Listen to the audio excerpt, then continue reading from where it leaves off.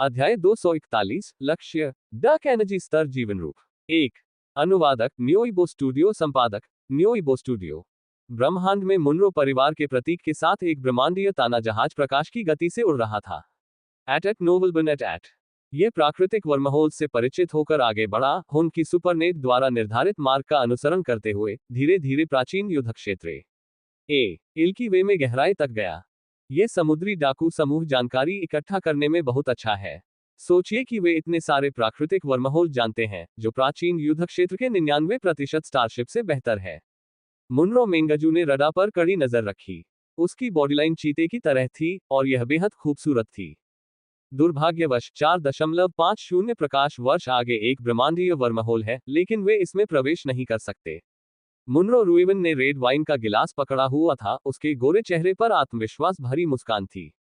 आखिरकार ये सिर्फ एक कमजोर 2 सितारा समुद्री डाकू समूह है। उनके पास कॉस्मिक वॉर्प स्टारशिप भी नहीं है। मुनरो मौलाओं की बाग जैसी आंखें चमक रही थी। आप ऐसा नहीं कह सकते। हम भी 10,000 कॉस्मिक डॉलर की लागत वाला कॉस्मिक वॉर्प शिप नहीं खरीद सकते।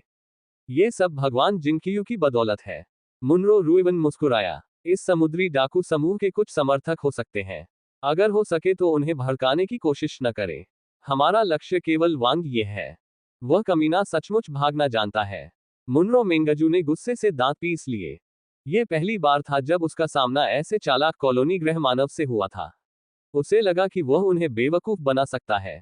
यदि उसके कप्तान की बुद्धिमत्ता न होती तो वह अभी भी वहां मूर्खतापूर्ण तरीके से प्रतीक्षा कर रही होती, तथा उसे इस बात का जरा भी आभास नहीं होता कि दुश्मन पहले ही भाग चुका है। उसके पास अब कोई मौका नहीं होगा। मुनरो रुइवन ने इत्मीनान से अपना रेड वाइन ग्लास घुमाया। शायद वह मुनरो परिवार के बारे में पूरी तरह से भूल गया है, लेकिन मैं जल्द ही उसे एक ब्रह्मांडीय परिवार द्वारा हावी होने के डरावनेपन की याद दिला दूंगा। ब्रह्मांडीय चीजें उसकी कल्पना से कहीं ज्यादा भयानक है। एक छोटे से कॉलोनी ग्रह से आया एक छोटा इंसान कभी नहीं बच पाएगा। तारांकन पब फ्यूचर द्वारा विज्ञापन। स्तर 6 ब्रह्मांडीय योद्धा 12%। स्तर 7 ब्रह्मांडीय क्षमता उपयोगकर्ता 40%। योद्धा के रूप में स्तर 6 तक पहुंचने के बाद वांग ये ने कुछ दिनों तक साधना जारी रखी। जब वह स्तर 5 पर था तब की तुलना में उसकी कार्यकुशलता बहुत धीमी थी। ब्रह्मांडीय योद्धा के रूप में जब वह 6ठे स्तर पर पहुंचा तो उसका शरीर धीरे धीरे संतृप्त हो गया, क्योंकि वह मध्यवर्ती और उन्नत स्तरों के बीच की बाधा के निकट पहुंच गया था। यह प्रगति एक ब्रह्मांडीय क्षमता उपयोगकर्ता के रूप में मेरे सुधार से अधिक तेज है। वांग ये को अभी भी याद है कि उसने केवल तभी बेड़ियां महसूस करना शुरू किया था जब उसने एक क्षमता उपयोगकर्ता के रूप में अपनी प्रगति पर 50% को पार कर लिया था। इसके विपरीत उसके शरीर में अड़चन बहुत तेजी से आई। हालांकि यह कोई ऐसी बाधा नहीं थी जिसे दूर नहीं किया जा सकता था। आखिरकार उनकी ताकत अभी भी बढ़ रही थी, हालांकि सुधार की गति थोड़ी धीमी थी। मैं लगभग वहां पहुंच गया हूं। वांग ये ने अपना इंटरफेस खोला और उसकी चेतना जोड़ चिन्ह पर गिर गई। एक पल में 1000 संभावित अंक समाप्त हो गए। उनके संभावित अंक 2.65 मिलियन से घटकर 1.65 मिलियन रह गए, जो वांग यी की वर्तमान निचली रेखा के करीब पहुंच गए। चेतना के अंतरिक्ष में जब वह थंडर प्राचीन विकास तकनीक का अभ्यास कर रहा था तो उसे बिजली की चमक से नहलाया गया। उनका मजबूत शरीर और असाधारण बिजली जैसा शरीर ब्रह्मांडीय ऊर्जा के साथ बेहद संगत था। उनकी साधना की समझ बेहद तेज थी। ऐसा लग रहा था मानो वह उस विशाल प्राचीन तारे को देख सकता है जो आग की तरह लाल रंग का है। उस सर्वोच्च ऊर्जा में अनंत रहस्य समाहित थे। वूश, एक जोरदार बिजली गिरी। पब फ्यूचर द्वारा विज्ञापन। वांग यी की आंखें तुरंत चौड़ी हो गईं, क्योंकि ऊर्जा उसके सिर में प्रवेश कर गई और उसकी शिरोबिंदु को साफ कर दिया। उसका पूरा शरीर सुन्न हो गया। अगले ही पल उसे आराम की एक अंतहीन भावना ने भर दिया, मानो उसकी अवरुद्ध मेरिडियन खुल गई हो। उसके शरीर में मूल रूप से संतृप्त कोशिकाएं पुनः सक्रिय हो गईं और जीवन शक्ति और ताकत से भर गईं। हे भगवान, हर परत एक बपतिस्मा है। वांग ये को ये पसंद आया। ये बस उसके लिए एक विशेष रूप से तैयार की गई विकास तकनीक थी। इससे उनकी शारीरिक बनावट में सुधार हुआ और वे खेती करने लगे। हालांकि यह केवल एक छोटा सा परिवर्तन था, यह केवल चरण 2 था। इसके बाद चरण 3, 4, 5 होंगे। जब तक उसके पास पर्याप्त संभावित अंक थे, वह एक योद्धा के रूप में अपना मार्ग व्यापक बनाना जारी रख सकता था। उनमें असीम संभावनाएं थीं। सर्वोत्तम विकास तकनीक क्या थी? ये था, केवल विकास तकनीक के कारण ही उसे महान संपत्ति प्राप्त करने में सहायता मिली। वज्र मूल ऊर्जा ने उसके भौतिक शरीर को रूपांतरित और बेहतर बनाया। साथ ही उसकी कोशिकाओं ने बड़ी मात्रा में ऊर्जा को अवशोषित किया और उसकी ताकत के स्तर ने जल्दी ही एक नई सफलता की शुरुआत की। उन्होंने मध्यवर्ती ब्रह्मांडीय योद्धा की सीमा पार कर ली और एक नए प्रारंभिक बिंदु पर पहुंच गए। स्तर 7 ब्रह्मांडीय योद्धा, एकदम नया शरीर, एकदम नए परिवर्तनों के साथ। Ads by pub future. अब वह ब्रह्मांड के साथ पूरी तरह से जुड़ चुका था और स्थानिक नियंत्रण की उसकी समझ बढ़ गई थी। भनभनाहट भनभनाहट भनभनाहट। वांग ये के शरीर से तीव्र बिजली की ऊर्जा निकली जैसे ही उसने अपना इंटरफेस खोला। स्तर 7 ब्रह्मांडीय योद्धा 25%। स्तर 7 ब्रह्मांडीय क्षमता उपयोगकर्ता 72%। जब तक ब्रह्मांडीय ऊर्जा पूरी तरह से अवशोषित हो गई, तब तक एक ब्रह्मांडीय योद्धा के रूप में उनकी शक्ति का स्तर अंततः एक ब्रह्मांडीय क्षमता उपयोगकर्ता के रूप में उनकी शक्ति के स्तर तक पहुंच गया था। एक योद्धा के रूप में उनकी ताकत में एक नया परिवर्तन आया था। सबसे स्पष्ट सुधार उनकी मजबूत काया थी, उसके बाद स्थानिक नियंत्रण और युद्ध ऊर्जा पर महारत थी। जहां तक उनके स्तर में वृद्धि की बात है, तो वह पहले से ही बहुत उच्च स्तर पर थे। अगर वह इसे फिर से बढ़ाना चाहते हैं, तो उन्हें संभावित अंकों की आवश्यकता होगी। कुछ समय तक साधना करने के बाद, वांग ये ने थंडर प्राचीन विकास तकनीक की तुलना आदिम ब्रह्मांडीय विकास तकनीक से की। वे लगभग एक जैसे ही थे। दोनों एक ही स्तर की शीर्ष विकास तकनीकें थीं। अंतर यह था कि उसका शरीर प्राइमल यूनिवर्स एवोल्यूशन तकनीक के साथ अधिक अनुकूल था, इसलिए उसकी साधना की गति थंडर प्राचीन विकास तकनीक की तुलना में थोड़ी तेज थी। इसका कारण यह था कि थंडर प्राचीन विकास तकनीक के लिए उसे थंडर की उत्पत्ति के साथ संगत होना आवश्यक था। साधना का स्तर जितना ऊंचा होगा, थंडर विशेषता वाले शरीर की आवश्यकता उतनी ही अधिक होगी। इस स्तर पर थंडर प्राचीन विकास तकनीक का महत्व उसके लिए स्वयं स्पष्ट था। केवल ये तथ्य कि यह किसी व्यक्ति की शारीरिक साधना की ऊपरी सीमा को बढ़ा सकता है, पहले से ही अमूल्य था। जेड नक्काशी प्रकाश गेंद नंबर 5। वांग ये ने ध्यान से सोचा। उसके पास एक जेड नक्काशीदार प्रकाश गेंद थी जो बिल्कुल वैसी ही दिखती थी, और इसका प्राइमवल स्टार के साथ एक रहस्यमय संबंध था। दूसरे दृश्य के दौरान प्राइमवल स्टार की प्रतिक्रिया पहली बार की तुलना में बहुत अधिक मजबूत थी।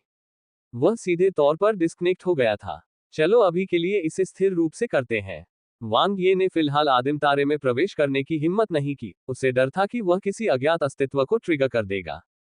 ब्रह्मांडीय आकाशगंगा से भी पुरानी आकाशगंगा में अनंत रहस्य समाहित थे। मुख्य आभासी दुनिया के तीसरे वलय में क्लाउड फॉरेस्ट कोर्टयार्ड। जी दानली और बायन शराब पी रहे थे और बातें कर रहे थे, तभी अचानक दूर से एक छाया चमकी और वांग ये की आकृति दिखाई दी। हाँ, क्या दुर्लभ अतिथि है। वांग ये, आपने आखिरकार अपनी एकांत साधना पूरी कर ली है। जी दानली मुस्कुराकर खड़ी हो गई। बायन ने देखा और विनम्रता से सिर हिलाया। उसने एक सज्जन की तरह अपनी शराब पी और वांग ये को चलते हुए देखा। तुम थोड़े अलग लग रहे हो। ओह, जी डैनली को अचानक याद आया और उसने आश्चर्य से पूछा, वांग ये, आपने थंडर प्राचीन विकास तकनीक में महारत हासिल कर ली है। वांग ये ने सिर हिलाया और बैठ गया। उसने आराम से मेज पर रखा खाना उठाया और 2 निवाले खाए। मांस की खुशबू हवा में फैल गई और यह स्वादिष्ट था। आपकी समझ बहुत अच्छी है। जी डैनली की छोटी आंखें प्रशंसा और जिज्ञासा से भरी हुई थीं। शीर्ष श्रेणी विकास तकनीक की साधना गति कैसी है? साधना की गति बहुत तेज है और यह मेरी कोशिकाओं को भी बेहतर बना सकती है। वांग ये ने इसे जी दानली से नहीं छिपाया। जी डैनली ने अपनी जीभ चटकाई। मुझे बहुत ईर्ष्या हो रही है। मैंने हमेशा केवल सही द्वितीय स्तरीय विकास तकनीकों की कल्पना की है। सबसे महत्वपूर्ण बात है अनुकूलता। अगर अनुकूलता पर्याप्त नहीं है, तो बाद के चरणों में सुधार करना बहुत मुश्किल होगा और खेती की गति धीमी और धीमी होती जाएगी। बायन की अभिव्यक्ति शांत थी। मेरे शिक्षक ने भी यही कहा था। जी डैनली ने बार बार सिर हिलाया और वांग ये की ओर देखा। भविष्य के लिए आपकी क्या योजनाएं हैं? क्या आप अपनी विकास तकनीक बदलने जा रहे हैं, या आप थंडर प्राचीन विकास तकनीक की साधना जारी रखना चाहते हैं? वांग ये ने कहा, मैं पहले ही दूसरे चरण तक पहुंच चुका हूं, इसलिए मुझे अभी ऐसा नहीं लगता। स्टेज 2। क्या आप पहले से ही स्टेज 2 पर हैं? बायन की भौहें थोड़ी सिकुड़ गईं और उसका शराब का प्याला हवा में रुक गया। जी डैनली एक पल के लिए स्तब्ध रह गया। उसने चौंककर वांग ये को देखा। इतनी जल्दी? हाँ, एक के गड़गड़ाहट की उत्पत्ति के साथ संगत होने के बाद सुधार बहुत तेज है, वांग ये ने कहा। बायन ने सोच समझकर कहा, ये सिर्फ गड़गड़ाहट की उत्पत्ति नहीं है, है ना? ऐसी साधना गति के साथ, ये बहुत संभावना है कि आप इसके साथ काफी संगत हैं। ऐसा लगता है कि यह एक अवसर है। यह एक विकास तकनीक है जो आपके लिए बिल्कुल सही है। शायद। वांग ये मुस्कुराया। यदि किसी को ये बताना हो कि विकास तकनीक के साथ क्या संगत है, तो वह जैद नक्काशी प्रकाश गेंद होनी चाहिए। यह अफसोस की बात है कि तुम्हारे पास थंडर ब्लडलाइन नहीं है, वांगे जी डैनली ने अफसोस के साथ कहा। अन्यथा शीर्ष रैंक थंडर प्राचीन विकास तकनीक के साथ तुम्हारी योद्धा क्षमता बहुत अच्छी तरह से मेरी क्षमता को पार कर सकती है। बिजली विशेषता रक्त रेखा। थंडर प्राचीन विकास तकनीक की खेती के बाद ये वास्तव में एक अच्छी दिशा थी। क्या कोई अच्छी वज्र गुण वाली रक्त रेखाएं हैं? वांग ये ने सहजता से पूछा। ऐसी बहुत सी रक्त रेखाएं हैं जिन्हें सूचीबद्ध नहीं किया जा सकता। उदाहरण के लिए प्रथम श्रेणी के thunder god blood align, purple cloud thunder, tribulation thunder king इत्यादि सभी पौराणिक रक्त रेखाएं हैं। जी डैनली ने आह भरी। बायन ने अपनी शराब पी और शांति से कहा, मनुष्यों की तात्विक रक्त रेखाएं राक्षसों से तुलना नहीं कर सकती। वे हमसे ज्यादा दुनिया के करीब हैं और तत्वों में उनकी अनुकूलता और उपलब्धियां ज्यादा गहरी हैं। वांग ये ने सिर हिलाया। हा हा, जरा सोचो। जी डैनली जोर से हंसा। रक्त रेखाएं पहले से तय होती हैं। आपके रक्त, माता पिता, जन्म के ग्रह और अन्य कारकों के आधार पर, अगर आपके पास यह है, तो आपके पास यह है। अगर आपके पास नहीं है, तो आप नहीं होंगे। जब तक आप किसी पर कब्जा न कर ले। बायन ने कहा। वांग ये मुस्कुराया। कब्जा तो नहीं हो सका, लेकिन उसके पास वंश प्राप्त करने का एक और मौका था। कुछ देर तक दोनों के साथ बातचीत करने के बाद, वांग ये स्लॉटर के अनंत विश्व के वर्चुअल कॉस्मिक एन 0.7 की ओर चल पड़ा। ये 7 बड़ी आभासी दुनियाओं में से एक थी। डॉली भी यहाँ है। वांग ये ने अपने दोस्तों की सूची में डॉली का आइकन चमकता देखा। एक ब्रह्मांडीय साहसी के रूप में, उसके लिए पूरे वर्ष वध की अनंत दुनिया में रहना स्वाभाविक था। यहाँ न केवल 3 मोड थे, अर्थात प्रशिक्षण क्षेत्र, वध क्षेत्र और अखाड़ा, बल्कि कॉस्मिक एडवेंचरर्स एसोसिएशन का एक प्रवेश द्वार भी था, जो कॉस्मिक साहसी लोगों को किसी भी समय मिशन स्वीकार करने की अनुमति देता था। जब तक मिशन की जरूरतें और दायरा तय था, कॉस्मिक एडवेंचरर एसोसिएशन मिशन को भेज देता था। ये बहुत सुविधाजनक था। वांग यी बेशक इन सब से बहुत परिचित थे। अब चूंकि वह समुद्री डाकुओं में से एक है, तो वह दुश्मन के प्रवाह से कैसे अनभिज्ञ हो सकता है। हालांकि डॉली इस समय कॉस्मिक एडवेंचरर्स एसोसिएशन में नहीं थी। वह अखाड़े में थी। लड़ाई देखो, वांग ये ने पुष्टि की। उसका आकार टिमटिमाया और उसके सामने का दृश्य बदल गया। प्रथम व्यक्ति परिप्रेक्ष्य से, वह एक भ्रामक प्रभामंडल के नीचे अखाड़े के बाहर खड़ा था और तीव्र युद्ध देख रहा था। एक तरफ डॉली थी, जिससे वह बहुत परिचित था। उसके बाल लटके हुए थे और उसके बाल डबल बन में बंधे हुए थे। उसके हाथों में 2 हथियार थे, एक छोटा और एक लंबा। उसकी पीठ, कमर और जूतों पर अनगिनत हथियार लटके हुए थे, जिससे वह शस्त्रागार जैसी लग रही थी। उसका प्रतिद्वंद्वी 2 मीटर लंबा आदमी था जिसके हाथ में सोने की कुल्हाड़ी थी। उसकी आभा पहाड़ जैसी थी और उसके हमले बेहद शक्तिशाली थे। उसकी कुल्हाड़ी की तकनीक आसमान और धरती को चीर सकती थी। हर हमला पल भर के लिए समय को रोक देता था। उस आदमी की आक्रमण शक्ति, क्षेत्र और नियंत्रण अत्यंत भयानक थे। उसकी विशाल कुल्हाड़ी में जीवन था और उसका इरादा तीव्र था। वांग यी को ऐसा महसूस हो रहा था मानो वही दूसरी पार्टी का सामना कर रहा है। उसे घुटन का एक अपरिहार्य एहसास हो रहा था। However, Dolly was quite agile and was not restrained at all. She controlled her weapons freely to appear from all parts of her body and attack the burly man with the huge axe from all directions. It was as if there were countless of her attacking at the same time.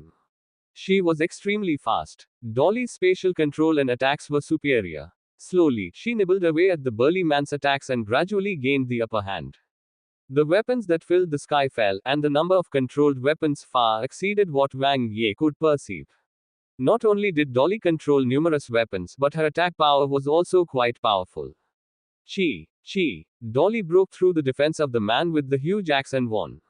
After Wang Ye saw the axeman drop from 34 stars to 33 stars, the latter's figure disappeared. A white beam of light enveloped Dolly, and the energy she had consumed was instantly restored. The weapons in the arena flew towards her from all directions. Then, she smiled and turned to Wang Ye. The light beams that sealed off the space disappeared. Why are you here? Dolly tilted her head and smiled. I was just strolling around and happened to see you here. Wang Ye laughed.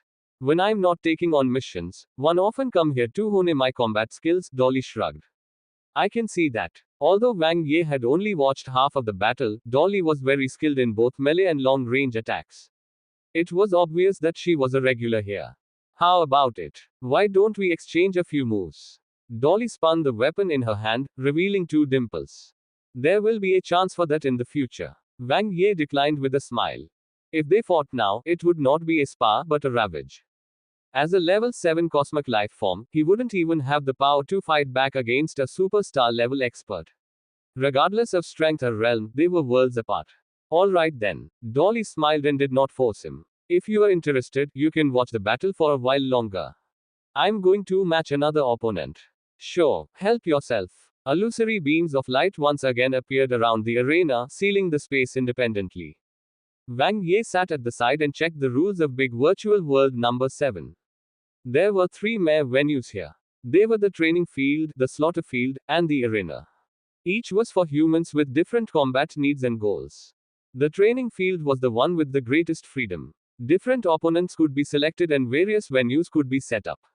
Things like sparring between friends as well as all kinds of specific battles could be realized in the training field. It gave off a feeling of DIY. The slaughter field had unlimited levels that were like stairs. One could use one's own strength to climb to higher grade slaughter fields. There were rankings here, similar to Blue Planet's Moonweb, which stimulated the competition between human experts. वह अब जिस अखाड़े में था, वहां AV, 2v2, 5 volts 5100 PvP, 1000 PvP, 10,000 PvP आदि थे। उनमें से EV सबसे लोकप्रिय था और प्रतिभागियों की संख्या सबसे अधिक थी। जाहिर है कि सभी ने द्वंद्वयुद्ध को प्राथमिकता दी। प्रतिभागियों को उनकी शक्ति के स्तर के आधार पर विभाजित किया गया। ब्रह्मांडीय जीवन रूपों का सामना केवल ब्रह्मांडीय जीवन रूपों से ही होगा। सुपरस्टार जीवन रूपों का सामना केवल सुपरस्टार जीवन रूपों से ही होगा। नियम भी बहुत सरल थे। जब समान संख्या में सितारों वाले प्रतिद्वंद्वी से मुकाबला होता है, तो लगातार 10 जीत से किसी के सितारे बढ़ जाते हैं, और लगातार 3 हार से किसी के सितारे कम हो जाते हैं। प्रत्येक स्तर पर अधिकतम 100 सितारे थे। जिस थोड़े से समय में वांग ये नियम पढ़ रहे थे, डॉली ने 2 और प्रतिद्वंद्वियों को हरा दिया था, और 34 स्टार से 35 स्टार पर पहुंच गई थी। इसके बाद, उसने लगातार 3 और राउंड जीते, लेकिन चौथे राउंड में वह एक अन्य नाजुक और कमजोर महिला से हार गई। वहां अवश्य ही कोई बेहतर व्यक्ति होगा। वांग ये ने भावुक होकर आह भरी। कमजोर महिला ने बस एक भ्रम पैदा किया और डॉली हार गई। पूरी लड़ाई 1 सेकंड से भी कम समय तक चली। एट नोबलबन एट ब्रह्मांडीय स्तर की लड़ाइयों ने उसकी आंखें खोल दी। सच्चे विशेषज्ञ अक्सर अप्रत्याशित होते हैं। ये डॉली जैसी एक छोटी सी लड़की हो सकती है, या यह एक हानिरहित, सुंदर महिला हो सकती है। वांग ये वध की अनंत दुनिया में ज्यादा समय तक नहीं रहा। वर्तमान में उसके लिए अपनी युद्ध क्षमता को निखारना ज्यादा मायने नहीं रखता था। आखिरकार, वह अभी भी तेजी से सुधार के दौर में था। मुख्य बात यह थी कि उसकी ताकत का स्तर तेजी से बढ़ाया जाए। लक्ष्य, डार्क एनर्जी स्तर का जीवन रूप। अनुवादक, न्योइबो स्टूडियो। संपादक, न्योइबो स्टूडियो। ब्रह्मांड में एक प्राकृतिक वर्महोल के बाहर मुनरो गार्ड्स का स्टारशिप एक विशालकाय जहाज की तरह किनारे पर खड़ा था, धैर्यपूर्वक अपने शिकार की प्रतीक्षा कर रहा था। ब्रह्मांडीय वर्महोल्स के माध्यम से टेलीपोर्ट करके यात्रा करने के कारण वे हरिकेन पायरेट से पहले वर्महोल पर पहुंच गए थे। उनका लक्ष्य स्पष्ट था, कॉलोनी ग्रह मानव वांग ये। अब ये सिर्फ उनके चेहरे की बात नहीं रह गई थी। वांग ये कॉलोनी ग्रह से भाग गया था और उसने कॉलोनी इंस्पेक्टर के साथ साथ मुनरो गार्ड के सदस्यों को भी मार डाला था। वह अब मुनरो परिवार का दुश्मन था और चिमेन परिवार के इनाम पर वांछित अपराधी था। उन्हें उससे छुटकारा पाना था। वर्तमान खुफिया जानकारी के अनुसार, तूफान समुद्री डाकू एक ब्रह्मांडीय दिन में प्राकृतिक वर्महोल पर पहुंचेंगे। मुनरो रुइवन शांत और संयमित थे। उन्हें उस मिशन के बारे में थोड़ी सी भी चिंता नहीं थी जो पूरा होने वाला था। यद्यपि वांग यी ने मुनरो गार्ड्स की 9वीं टीम का सफाया कर दिया था, लेकिन वह केवल रणनीति पर निर्भर था। ताकत के मामले में उनके बीच बहुत बड़ा अंतर था। क्षमता के मामले में भी स्थिति वैसी ही थी। मुनरो गार्ड्स की सभी टीमों में से मुनरो रुइवन का मिशन पूरा करने का प्रतिशत सबसे अधिक था। लॉर्ड जिनकियू द्वारा उनका बहुत सम्मान किया जाता था। इस बार भी कोई अपवाद नहीं होगा। एक साधारण ब्रह्मांडीय स्तर का व्यक्ति उसकी पकड़ से बच नहीं सकता था। तूफान मुख्य नियंत्रण कक्ष। प्राचीन युद्धक्षेत्र हथियार का टुकड़ा फिर से चमक उठा। वांग ये यूमिन के घर पर मुफ्तखोरी कर रहा था और खुद को बिल्कुल भी बाहरी व्यक्ति नहीं मानता था। एट नोबलबन एट हाँ, यह एक ब्रह्मांडीय वर्महोल प्रतिक्रिया है। दादी बाई ने स्थान को लॉक कर दिया है, यूमिन ने कहा। अगर मैं गलत नहीं हूं, तो यह वही होना चाहिए जिस पर प्राचीन युद्धक्षेत्र हथियार के टुकड़े ने पहले प्रतिक्रिया की थी। Double connection. वांग ये समझ गया। दूरी और ऊर्जा प्रतिक्रिया को देखते हुए ऐसा होना चाहिए। यह अफसोस की बात है कि हमारा स्टारशिप इतना मजबूत नहीं है, यू मिन ने कहा। अन्यथा हम इसके माध्यम से यात्रा करने की कोशिश कर सकते थे और बहुत समय बचा सकते थे। वांग ये ने अपने तारों वाले आकाश कंगन पर लगे नक्शे को देखा। वह भी वर्महोल से होकर यात्रा करना चाहता था और अपनी आपूर्ति को फिर से भरना चाहता था। यू मिन के अनुसार वे पहले से ही मानव जाति, दानव जाति और शैतान जाति के बीच युद्ध क्षेत्र के करीब थे। यहाँ मनुष्यों द्वारा बसाए गए ज्यादा जीवन ग्रह नहीं थे। ये जगह अन्वेषण की सीमा के बराबर थी और उसका 16वां भाई ठीक सामने था। पुनः भंडार करने के लिए निकटतम स्थान वह क्षेत्र था जहां उन्होंने ब्रह्मांडीय साहसी से लड़ाई की थी। वहां कई कृत्रिम कृमि छिद्र थे जो डैनहोन ग्रह तक ले गए, जो आकाशगंगा में 6 तारा जीवन वाले कुछ ग्रहों में से एक था। हालांकि अब पीछे जाना बहुत दूर की बात होगी। He could only take one step at a time. Is the battle up ahead intense? Wang Ye asked. Very. Yu Min nodded. It's mainly because they found a 7-star life planet. No one wants to give up, so they're in a stalemate. The higher the level of a life planet, the more valuable it was. This was especially true for 7-star life planets. They were already considered high-grade life planets and could nurture perfect gene life forms. Moreover, a 7-star life planet was not only valuable in itself but also had strategic significance. With the size of the Milky Way, there were only about 10 7-star life planets, making them very rare. 8-star life planets might not exist, so every 7-star life planet was definitely a place that the three races would fight for. If I had joined the military camp back then, I would be at the front lines right now, shedding my blood and risking my life for the 7-star life planet. Wang Ye didn't mind joining the military camp to fight for the humans, but if it was fighting for a cosmic nation, he was a little unwilling.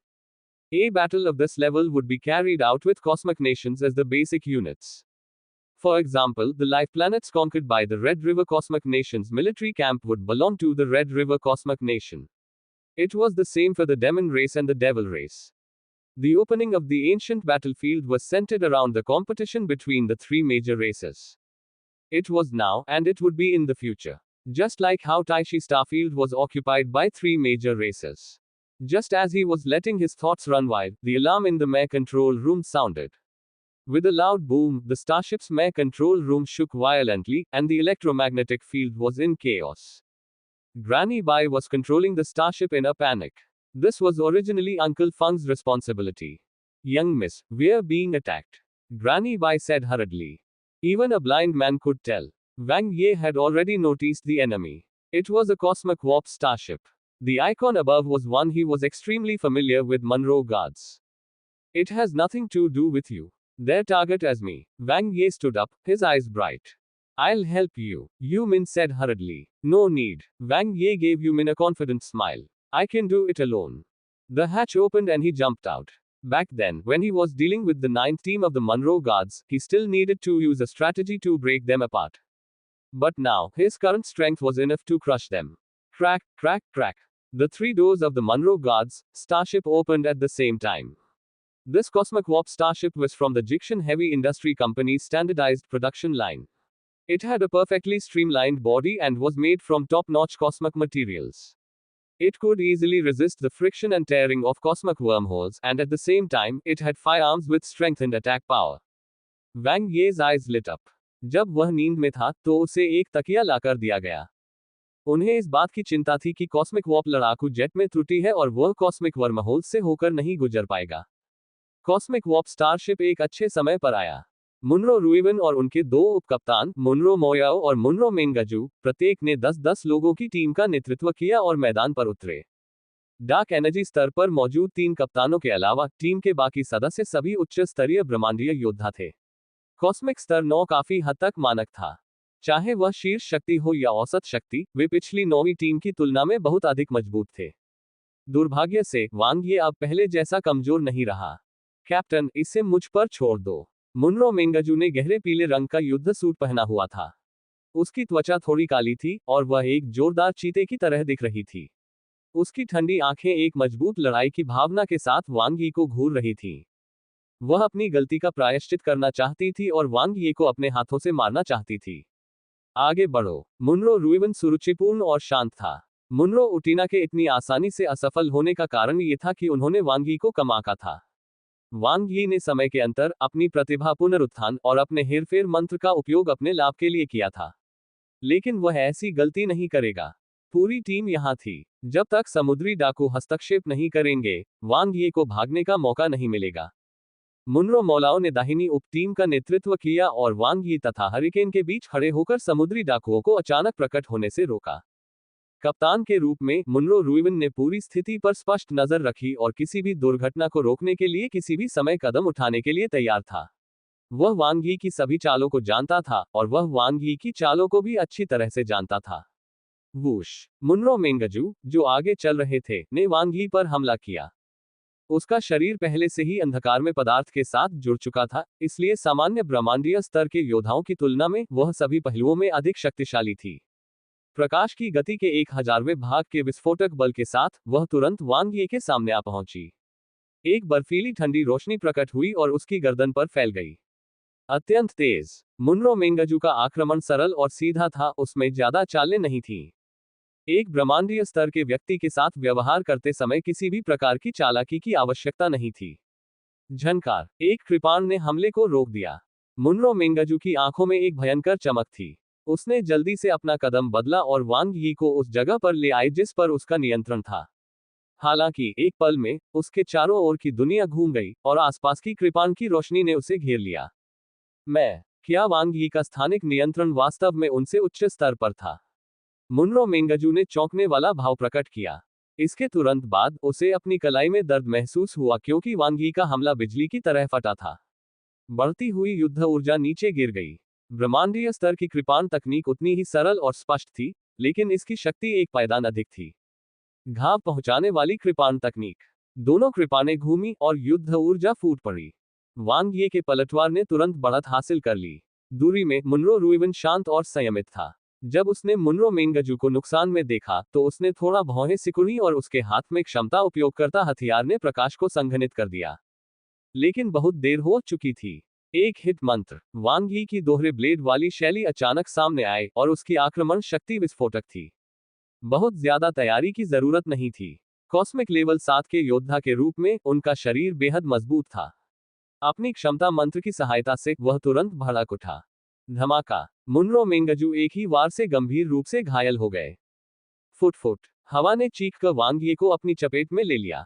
Munro मेंगजू के चारों ओर अनेक सुरक्षा कवच प्रकट हो गए, जो उसकी रक्षा कर रहे थे। हालांकि वांग यी की पांचधारी कृपाण सभी सुरक्षाओं को तोड़ते हुए सीधे मुनरो मेंगजू पर जा गिरी। इसने ढालों को तोड़ डाला और टुकड़े टुकड़े कर दिया, तथा निर्दयतापूर्वक सब कुछ नष्ट कर दिया। पुची! हर जगह खून बिखरा हुआ था। मुनरो मेंगजू की आंखें बड़ी हो गई थी जब वह खून से लथपथ पड़ी थी। इसके तुरंत बाद वांग यी भीड़ों के झुंड में घुसे बाघ की तरह टीम में घुस गया और तेजी से मुनरो गार्ड्स की तीसरी टीम की बाईं उप टीम की ओर बढ़ा। उसकी दोनों तलवारें ठंडी रोशनी में चमक रही थीं, जैसे ही उन्होंने मारना शुरू किया। उसे रोकने के लिए कुछ भी नहीं था। वर्तमान वांग यी बहुत मजबूत था।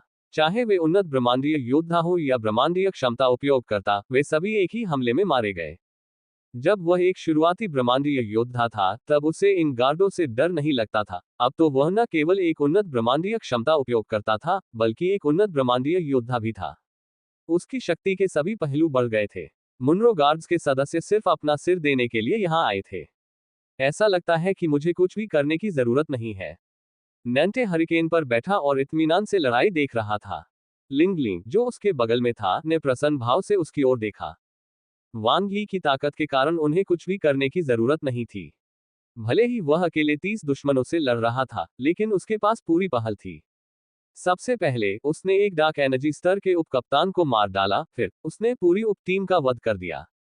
वे देख सकते थे कि मुनरो गार्ड्स के कप्तान का गोरा चेहरा बेहद बदसूरत हो गया था, और टीम के बाकी सदस्य और भी अधिक भयभीत थे। तुम मौत को दावत दे रहे हो। मुनरो मौलाओ एक क्रूर बाघ की तरह था, जो राजसी आभा के साथ वांग यी की ओर बढ़ रहा था। मुनरो रुइवन ने अपने कंगन को नियंत्रित किया ताकि वांग यी को अपने हेरफेर मंत्र का उपयोग करने से रोका जा सके। उसी समय उसके हाथ में क्षमता उपयोगकर्ता हथियार जल उठा। अंतहीन हवा के हमलों ने बाद वाले को घेर लिया और हवा की उत्पत्ति तुरंत नीचे आ गई। हेरफेर मंत्र। वांग यी ने कभी भी इसका इस्तेमाल करने के बारे में नहीं सोचा था। वर्तमान में उसे इन अपरंपरागत तरीकों की अब कोई जरूरत नहीं है। क्या डार्क एनर्जी लेवल 3 उपकरण को पैसे के लिए बेचना अच्छा नहीं होगा? 30 की तो बात ही छोड़िए, भले ही संख्या दोगुनी कर दी जाए, आज उनमें से कोई भी नहीं जा सकता। बूम। मुनरो मौलाओं के जबरदस्त हमले का सामना करते हुए वांग ये ने सबसे सीधी प्रतिक्रिया दी। चाहे हवा कितनी भी तेज क्यों न हो और हवा की उत्पत्ति कैसे भी क्यों न हो, वह पहले से ही तत्व प्रणाली से परिचित था। गड़गड़ाहट की उत्पत्ति उसी समय एकत्र हुई और प्रतिरोध करने के लिए विस्फोट हुआ। तारों भरे आकाश में दो मूल मंत्रों के बीच भयंकर टकराव ने मुनरो गार्ड्स के आसपास के सदस्यों को प्रभावित किया, जिससे उनके लिए करीब पहुंचना मुश्किल हो गया। मुनरो रुइवन थोड़ा अचंभित था। ये जानकारी में वांग यी से पूरी तरह से अलग थी। उसने मूल मंत्र कब सीखा? वह इतना शक्तिशाली कैसे हो सकता है? धमाका। लेवल 4 की क्षमता वाले उपयोगकर्ता हथियार में विस्फोट हो गया और मुनरो रुइवन के भयंकर हमले ने वांग यी को दबा दिया। हालांकि उन्होंने पाया कि इस छोटी सी अवधि में उनके दाहिने उप कप्तान मुनरो मौलाओ गंभीर चोटों के साथ पूर्ण नुकसान में आ गए। वांग ये बहुत तेज था। हाय के हमले अजेय थे। उन्होंने एक ही समय में दोनों हाथों से घाव भरने वाली कृपाण तकनीक का प्रदर्शन किया। कृपाण ऊर्जा ने एक रेखा बना ली। चारों ओर से वांग यी की आकृतियां दिखाई देने लगी, जिन्हें पहचान पाना असंभव था। आभासी छवि मंत्र। मुनरो मौलाओ, जो बाघ के समान शक्तिशाली था, केवल प्रतिरोध करने की पूरी कोशिश कर सका। भले ही उसके शरीर ने काले पदार्थ का बपतिस्मा लिया था, लेकिन यह वांग यी के मजबूत शरीर से ज्यादा मजबूत नहीं था। युद्ध ऊर्जा के संदर्भ में दमन और कृपाण तकनीकों के क्षेत्र में अंतर ने मुनरो मौलाओ को एक लकड़ी के खंभे की तरह महसूस कराया, जो निष्क्रिय रूप से वार सह रहा था। जिस आक्रमण और ताकत पर उन्हें गर्व था, उसे प्रदर्शित करना कठिन था। किसी योद्धा के लिए युद्ध में आमने सामने की लड़ाई अपनी समग्र लड़ाकू शक्ति को साबित करने का सबसे अच्छा तरीका था। जाहिर है, वांग यी बहुत अधिक शक्तिशाली था। जाओ, एक साथ हमला करो। मुनरो रुइवन उन्मादग्रस्त था और अब वह अपनी शांत मनस्थिति को बरकरार नहीं रख पा रहा था। हवा के प्रवाह ने वांग यी के शरीर को कुचल दिया, लेकिन तुरंत बाद वांग यी के अन्य हमले मुनरो मौलाओ पर पड़ चुके थे। पू पू पू। मुनरो मौलाओ का शरीर चोटों से भरा हुआ था। वह चिल्लाया और वांग यस में से एक को तोड़ दिया। इस समय प्रकाश की दो अन्य किरणें, एक बाईं ओर से और एक दाईं ओर से, एक ही समय में 4 कृपाणों के भयंकर हमलों को उजागर करती हैं, जिससे मुनरो मौलाओ को घाव पहुंचाने वाली कृपाण तकनीक द्वारा नियंत्रित स्थान में लाया जाता है। टकराना। मुनरो मौलाओ की मौके पर ही दर्दनाक मौत हो गई और खून के छींटे पड़ने लगे। उनका विशाल शरीर एक जोरदार धमाके के साथ ढह गया, जिससे टीम के सदस्यों के दिल कांप उठे। बूम। वांग ये, जिस पर हवा की उत्पत्ति से हमला किया गया था, बिजली में बदल गया और पागलपन से संघनन मंत्र इकट्ठा किया। उसके अवतार एक के बाद एक विस्फोटित हुए। स्टेज 4 के बाद ओरिजिन मंत्र को रेडियंट स्टार सेबर द्वारा प्रवर्धित किया गया। हालांकि यह मुनरो रुइवन के हमले जितना शक्तिशाली नहीं था, लेकिन दोनों के बीच तीव्र टकराव के कारण मुनरो गार्ड्स के सदस्यों को भारी चोटें आईं। डार्क एनर्जी स्तर की क्षमता की क्रॉसफायर उनके लिए एक आपदा थी। ये कैसे हो सकता है? मुनरो रुइवन थोड़ा घबरा गया। वांग यी की ताकत बहुत अप्रत्याशित थी। भले ही वह पूरी तरह से तैयार और आत्मविश्वास से भरा हुआ था, लेकिन उसने कभी नहीं सोचा था कि वह इतना मजबूत होगा। जब तक कोई अंधा नहीं था, वह देख सकता था कि उसके दो उपकप्तान कैसे मरे। दूसरे पक्ष के पास पूर्ण शक्ति थी। यद्यपि वह डार्क एनर्जी लेवल 4 क्षमता वाला उपयोग करता था, लेकिन वह इसे वांग यी की तरह आसानी से नहीं कर सकता था। अच्छा नहीं। मुनरो रुइवन की धड़कनें तेज हो गईं और उसकी पीठ के बाल खड़े हो गए। उसे लगा कि उसकी जान खतरे में है। जैसे ही मूल मंत्र टकराए, वांग ये एक तीखे तीर की तरह उसकी ओर बढ़ा। Boom boom boom. अनगिनत पवन कृपाणों ने मूल के साथ मिलकर सभी दिशाओं से वांग यी पर हमला किया। हालांकि उसके शरीर के चारों ओर तैरती हुई गड़गड़ाहट की उत्पत्ति एक प्राकृतिक ढाल की तरह थी। इसने न केवल हवा की उत्पत्ति का विरोध किया, बल्कि दोनों के बीच टकराव से होने वाले विस्फोट ने अन्य मुनरो गार्ड्स के लिए करीब पहुंचना भी असंभव बना दिया। जो भी उसके करीब जाता, वह मर जाता। विस्फोटक मंत्र। एक हिट मंत्र। वांग यी की आंखें तेज थीं और उनकी युद्ध क्षमता चरम पर थी। उनकी युद्ध ऊर्जा चरम सीमा तक पहुंच गई और बढ़ती हुई युद्ध ऊर्जा एकत्रित हो गई। मुनरो गार्ड्स और मुनरो परिवार द्वारा बार बार पीछा किए जाने के कारण उसके हृदय में आक्रोश और क्रोध उमड़ पड़ा और उसके हाथों में मौजूद 2 कृपाणों पर एकत्रित हो गया। ऐसी परिस्थितियों में कोई भी खुश नहीं रह सकेगा। शिमेंग परिवार को उसके भाग्य और ब्लू प्लेनेट के अस्तित्व का फैसला क्यों करना चाहिए? वे कौन थे? बूम। वांग ये की दोहरी कृपाणें भयंकर रूप से उतरी और उनकी लड़ाकू ऊर्जा ने विस्फोट किया, अनगिनत पवन कृपाण और विंडशील्ड को चकनाचूर कर दिया। उन्होंने बेरहमी से मुनरो रुइवन की रक्षा को तहस नहस कर दिया और मुनरो परिवार के गौरव को भी तोड़ दिया। ये था कॉलोनी ग्रह के मनुष्यों का क्रोध। ये ब्लू प्लेनेट पर मनुष्यों की शक्ति थी। वे चॉपिंग बोर्ड पर मछली नहीं थे। सभी बदमाशी एक दिन बदला लेंगे, लेकिन अब उसे पहले कुछ ब्याज वसूलना था। मरो वांग ये ने मुनरो रुइवन को निर्णायक रूप से मार डाला। वह तारों भरे आकाश में खड़ा था। बेरोकटोक हरिकेन के अंदर यू मिन ने बाहर की लड़ाई देखी। जब तक वांग ये ने मुनरो रुइवन को नहीं मार दिया, तब तक उसने अपनी तलवार पर से अपनी पकड़ नहीं हटाई और उसका चिंतित हृदय अंततः शांत नहीं हुआ। हालांकि उसने कहा था कि उसके लिए अकेले जाना ठीक है, लेकिन अगर कुछ हुआ तो यू मिन उसे मरने के लिए नहीं छोड़ेगी। आखिरकार वांग ये ने उसे एक बार पहले भी बचाया था, इसलिए अब वह उसे एक दोस्त के रूप में मानती थी। हालांकि ये स्पष्ट था कि उसने अभी भी वांग यी की ताकत को कम करके आंका था। जब उसने 2 सितारा ब्रह्मांडीय साहसी को मारा था, तब की तुलना में वह और भी अधिक शक्तिशाली हो गया था। उस समय उसने अपनी क्षमताओं का खुलासा किया था।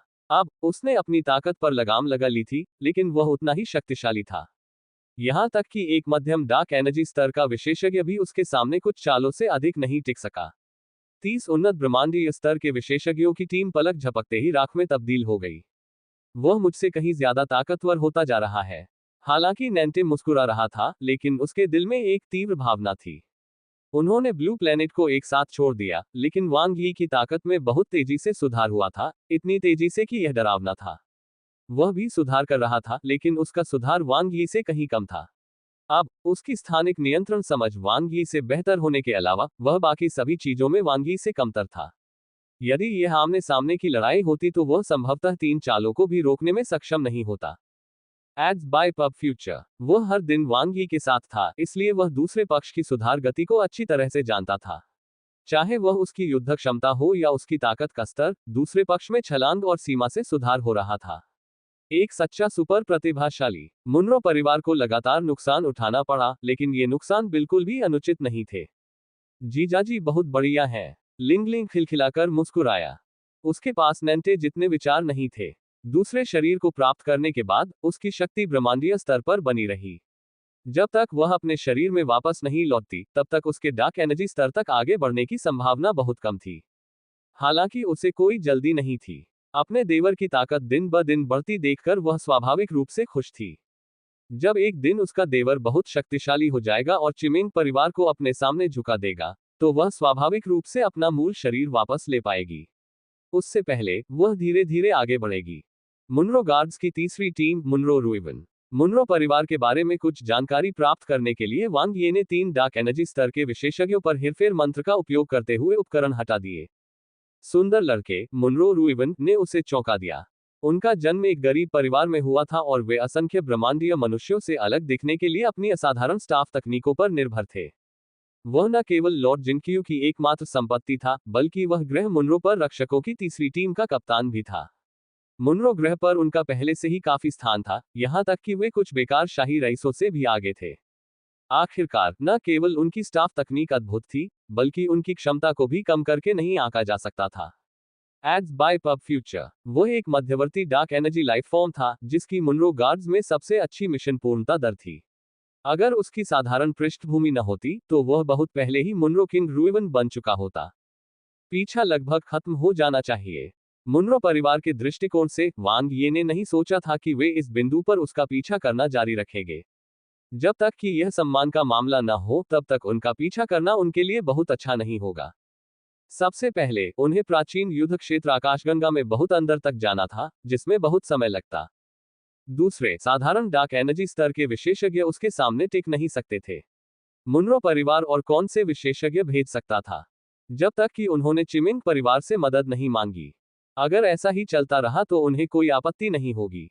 वे लोग खतरनाक रास्ते पर चल रहे होंगे। सोचिए कि मुख्य जिगोलो के पास डार्क एनर्जी लेवल 4 के कुछ ही उपकरण हैं। उसके कौशल में अभी भी कमी है। वांग ये ने मुनरो रुइवन के उपकरण अपने बैग में रख लिए।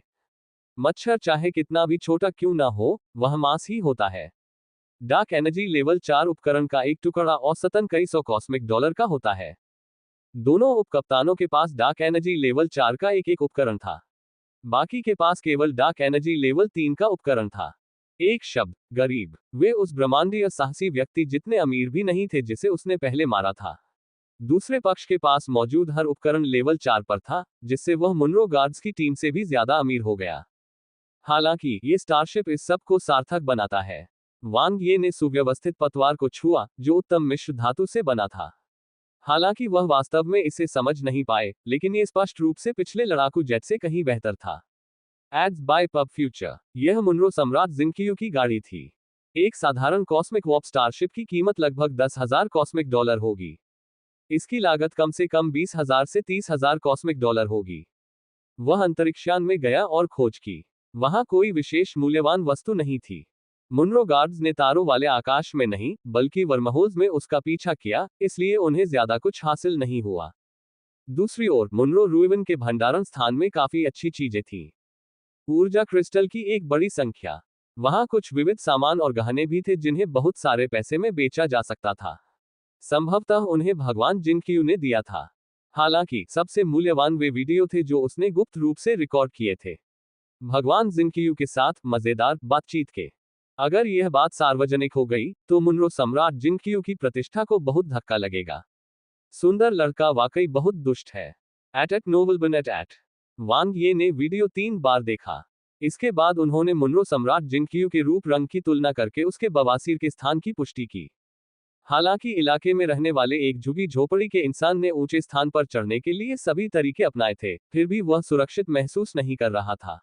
इसलिए उसने अपनी भविष्य की सुरक्षा की गारंटी के लिए इस बेहतरीन तरीके का इस्तेमाल किया। यदि मुनरो सम्राट जिनकियू को इन वीडियो के अस्तित्व के बारे में पता होता, तो वह शायद अब उसे टुकड़े टुकड़े कर देना चाहती। हरिकेन को रखरखाव के लिए डॉक किया गया था। वांग यी ने जिस अंतरिक्ष यान जिनकियू पर कब्जा किया था, उसे भी ओल्ड जेड के नेतृत्व में संशोधित किया जा रहा था। इसका मुख्य उद्देश्य जिनकियू पर गुप्त चिन्ह और होन की सुपरनेट को नष्ट करना था। क्या ये कोई बड़ी समस्या है, ओल्ड जी? वांग ये एक तरफ खड़ा होकर देख रहा था। कोई बड़ी समस्या नहीं होनी चाहिए। बूढ़ी जी ने कुशलता से संशोधन करते हुए सादे कपड़े पहने हुए थे। हालांकि ये कॉस्मिक वॉर्प स्पेसशिप एक उच्च स्तरीय संस्करण है। इसके कुछ हिस्सों को पहले ही संशोधित किया जा चुका है। इसमें कई प्रतिबंध हैं, इसलिए कोई भी बड़ा बदलाव करना मुश्किल है। संशोधन के बाद कोई परेशानी होगी।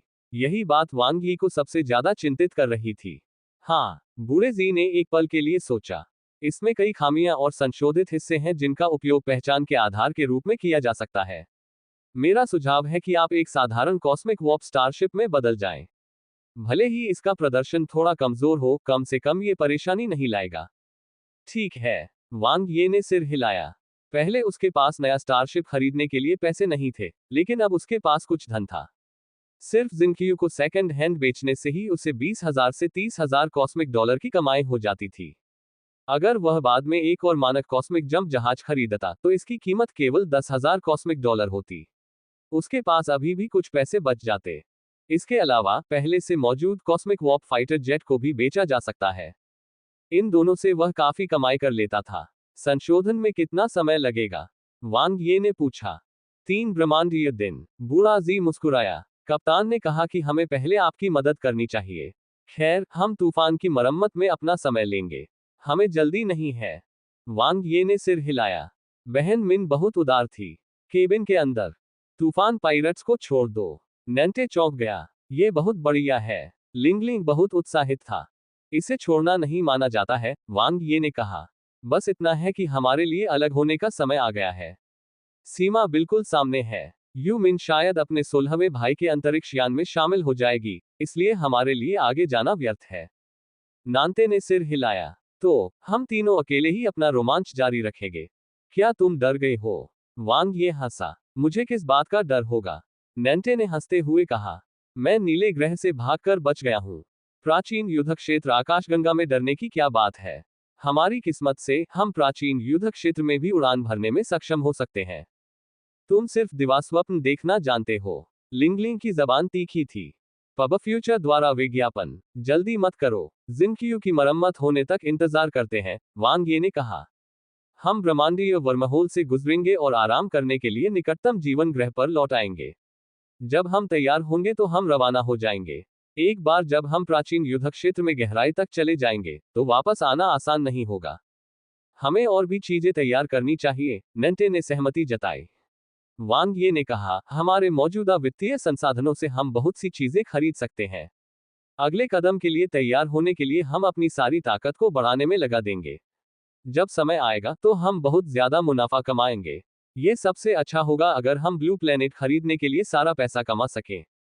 नानते जोर से हंसे। यह एक अवास्तविक लक्ष्य है, लेकिन मुझे ये पसंद है। वांग ये मुस्कुराया। कुछ भी असंभव नहीं है। कौन जानता है। तारांकन, तारांकन, मुनरो प्लैनेट, जिनकियू मनो। उसे मार डालो, उसे मार डालो। मुनरो सम्राट जिनकियू की दहाड़ पूरे महल में गूंज उठी। मुनरो हानतों के नेतृत्व में मुनरो गार्ड्स सर्दियों में सिकाडा की तरह चुप थे, यहां तक कि अपना सिर उठाने की भी हिम्मत नहीं कर रहे थे। मैं तुम्हें 100 ब्रह्मांडीय दिन दूंगा। हानटोंग, मुनरो सम्राट जिनकियू की आंखों से आग की लपटें निकल रही थीं। अगर तुम तब तक वांग ये का सिर वापस नहीं ला सकते, तो 11 अपने हेड कैप्टन के पद से हट जाओ और मुनरो ग्रह से भाग जाओ। मुनरो हानतों की अभिव्यक्ति बदसूरत थी। 100 ब्रह्मांडीय दिन, क्या ये घास के ढेर में सुई ढूंढने जैसा नहीं था। मिशन पूरा करना असंभव था। मुनरो ग्रह से वांग यी के वर्तमान स्थान तक यात्रा करने में दर्जनों ब्रह्मांडीय दिन लगेंगे। ये बिल्कुल अनुचित था। प्रभु, आप वांग यी को भर्ती करने का प्रयास क्यों नहीं करते? मुनरो हानतोग ने झिझकते हुए पूछा। भर्ती? मैं, मुनरो सम्राट जिनकियू, इस कॉलोनी ग्रह मानव को भर्ती करता हूँ। सुंदर और सुंदर मुनरो सम्राट जिनकियू का चेहरा राख जैसा था। वह क्रोध से आग बबूला हो रही थी। उसने मुझे बार बार अपमानित किया है और मेरे लोगों को मार डाला है, और मुझे उसे भर्ती करना चाहिए। क्या तुम मंदबुद्धि हो, हानटोंग? तुम तो पागल हो, मुनरो हानतोग ने मन ही मन सोचा। यहां तक कि एक अंधा व्यक्ति भी वांग ये की क्षमता देख सकता है। अगर उसका पालन पोषण अच्छे से किया जाए तो उसका भविष्य असीम होगा। और अब वे उसे मुनरो परिवार का दुश्मन बनने के लिए मजबूर कर रहे थे। कितनी मूर्खतापूर्ण बात है। अगर तुम यह नहीं कर सकते तो मुझे करने दो, हानटोंग।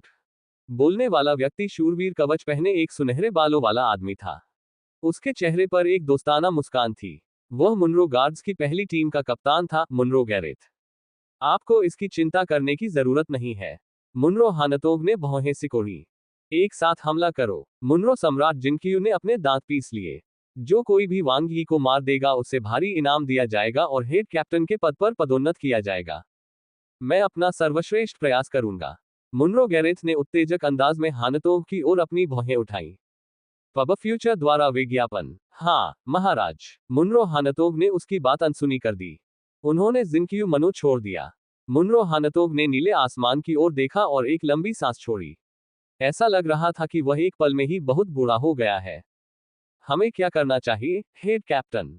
चौथी टीम के कप्तान मुनरो निंगहाई ने गंभीरता से कहा। हमें कुछ भी करने की जरूरत नहीं है। मुनरो हानतोग ने अपना सिर हिलाया। कुछ नहीं। मुनरो निंगहाई चौंका। मुनरो हंटोग ने कहा, इस मामले का आपसे कोई लेना देना नहीं है। 100 दिन बाद मुझे ही नौकरी से निकाल दिया जाएगा। आपको इसमें फंसाया नहीं जाएगा। चिंता मत करो। लेकिन, मुनरो निंगहाई ने झिझकते हुए कहा, मुझे पता है कि तुम लोग क्या सोच रहे हो, मुनरो हंटोग ने कहा। अगर गैरेथ योगदान देना चाहता है तो उसे करने दो। इस मामले में मत उलझो। सफल होना असंभव है। तुम वांग यी को नहीं मार सकते। अगर तुम जल्दबाजी में उसके पीछे पड़ गए तो तुम सिर्फ अपना सिर उसके पास भेजोगे। तुम उस कॉलोनी ग्रह के इंसान को नहीं समझते। मुनरो हंटोग की आंखें तेज थीं। वह कॉलोनी ग्रह 996 से भाग निकला। न केवल उसकी योजनाएं दूसरों से बेहतर हैं, बल्कि उसकी ताकत और प्रतिभा भी अथाह है। उस समय वो मुश्किल से टीम 9 को मार पाता था, लेकिन अब वह अकेले मुनरो गार्ड्स की पूरी तीसरी टीम को आसानी से मार गिराने में कामयाब रहा। इतनी ताकत और सुधार की गति के साथ यह उसका दुश्मन बनने के लिए मौत को आमंत्रित करने से अलग नहीं है। लॉर्ड जिनकियू नफरत में अंधे हो गए हैं, लेकिन हमें शांत रहना चाहिए। ये सिर्फ एक काम है। हमें खुद को मौत के मुंह में धकेलने की जरूरत नहीं है। मैं कोई दूसरा रास्ता निकाल लूंगा। चिंता मत करो। मुनरो हानतोग ने ये सब कहने के बाद राहत की लंबी सांस ली और वह पहले से कहीं ज्यादा शांत महसूस करने लगा। उसने अपनी आंखों के कोने से जिनकियू मैनर को देखा और अपना सिर ऊंचा करके चला गया। वह मूर्ख महिला। देर सवेर उसे आज अपने फैसले पर पछतावा होगा। वांग ये निश्चित रूप से भविष्य में एक महान व्यक्ति बन जाएगा। 3 दिन बाद वांग ये ने हरिकेन पायरेट्स को अलविदा कह दिया। बॉन वॉयेज, भाई। टूटू जी ने वांग ये को कसकर गले लगाया। यद्यपि उन्होंने एक साथ ज्यादा समय नहीं बिताया था, लेकिन वे एक साथ जीवन और मृत्यु से गुजरे थे तथा अंतरिक्ष यान लूटते रहे थे, इसलिए उनका रिश्ता खराब नहीं था। आप भी सावधान रहें, वांग ये ने चेतावनी दी। भाई जी के बारे में चिंता करने की कोई जरूरत नहीं थी। वह सिर्फ अपनी बातों में बहादुर था, लेकिन दूसरे पहलुओं में वह बहुत कायर था। हे चिंता मत करो। जब तुम्हारे पास समय हो तो वापस आओ और हमसे मिलो, टूटू जी ने अपने गंजे सिर को रगड़ते हुए कहा। एक ब्रह्मांडीय साहसी के रूप में, वांग ये ने कहा। भाड़ में जाओ, टूटू जी ने डांटा। पब फ्यूचर द्वारा विज्ञापन। वांग ये मुस्कुराया। 10वें दस्ते को अलविदा कहने के बाद उसकी नजर यूमिन, ग्रानी बाय और अंकल फैंग पर पड़ी। एट नोबल बनेट एट। वह मुस्कुराते हुए चला गया। मैं जा रहा हूं कमांडर। इस दौरान मेरा ख्याल रखने के लिए धन्यवाद। वांग ये ने यूमिन की ओर देखा। ब्रह्मांड में हर जगह खतरे हैं, सावधान रहो। यूमिन ने आज अपने बालों में कंघी की थी और थोड़ा सज धज कर तैयार हुई थी। आप भी। वांग ये को यूमिन के बारे में अच्छी राय थी। किसी को दूसरे की कृपा को हमेशा याद रखना चाहिए। अगर उसकी मदद न होती तो वह अभी भी ऊर्ट क्लाउड में फंसा होता। दुर्भाग्यवश उसे उससे शादी करने का मौका नहीं मिला। तो फिर चलो गले मिलते हैं। इससे पहले कि यूमिन प्रतिक्रिया कर पाती, वांग ये ने उसे कसकर गले लगा लिया, जिससे सभी ब्रह्मांडीय समुद्री डाकू सीटी बजाने लगे। मुझे जाने दो, यूमिन ने थूका और लाल चेहरे के साथ कहा। यह बहुत अच्छा लगा। वांग ये मुस्कुराया और अपने हाथ छोड़ दिए। उसने यूमिन के नाजुक चेहरे को देखा। अगर तुम्हें किसी चीज की जरूरत हो तो मुझसे संपर्क करो। अगर तुम्हें मेरी मदद की जरूरत हो तो बस मुझे बता देना। आप भी, यूमिन ने धीरे से कहा, वांग ये की नजर से बचते हुए। हाँ, एक चुंबन। मुंह पर नीचे से ब्रह्मांडीय समुद्री डाकुओं की आवाजें आईं। यूमिन ने उन्हें घूर कर देखा, वह कुछ शर्मीली और प्यारी लग रही थी। ये देखकर कि वांग ये उसे दुर्भावनापूर्ण इरादे से घूर रहा था, यूमिन और भी ज्यादा शर्मा गई और तुरंत पलट गई और हरिकेन के पास वापस आ गई। चलो चलें। वांग ये ने नानते और लिंगलिंग को जाते हुए देखकर सिर हिलाया। ठीक है। उन तीनों ने हरिकेन पायरेट्स को अलविदा कहा और संशोधित जिंक्यू में प्रवेश किया। एक पल में अंतरिक्ष यान हिलने लगा और एक गड़गड़ाहट की आवाज गूंजी। पलक झपकते ही वह तारों भरे आकाश में गायब हो गया।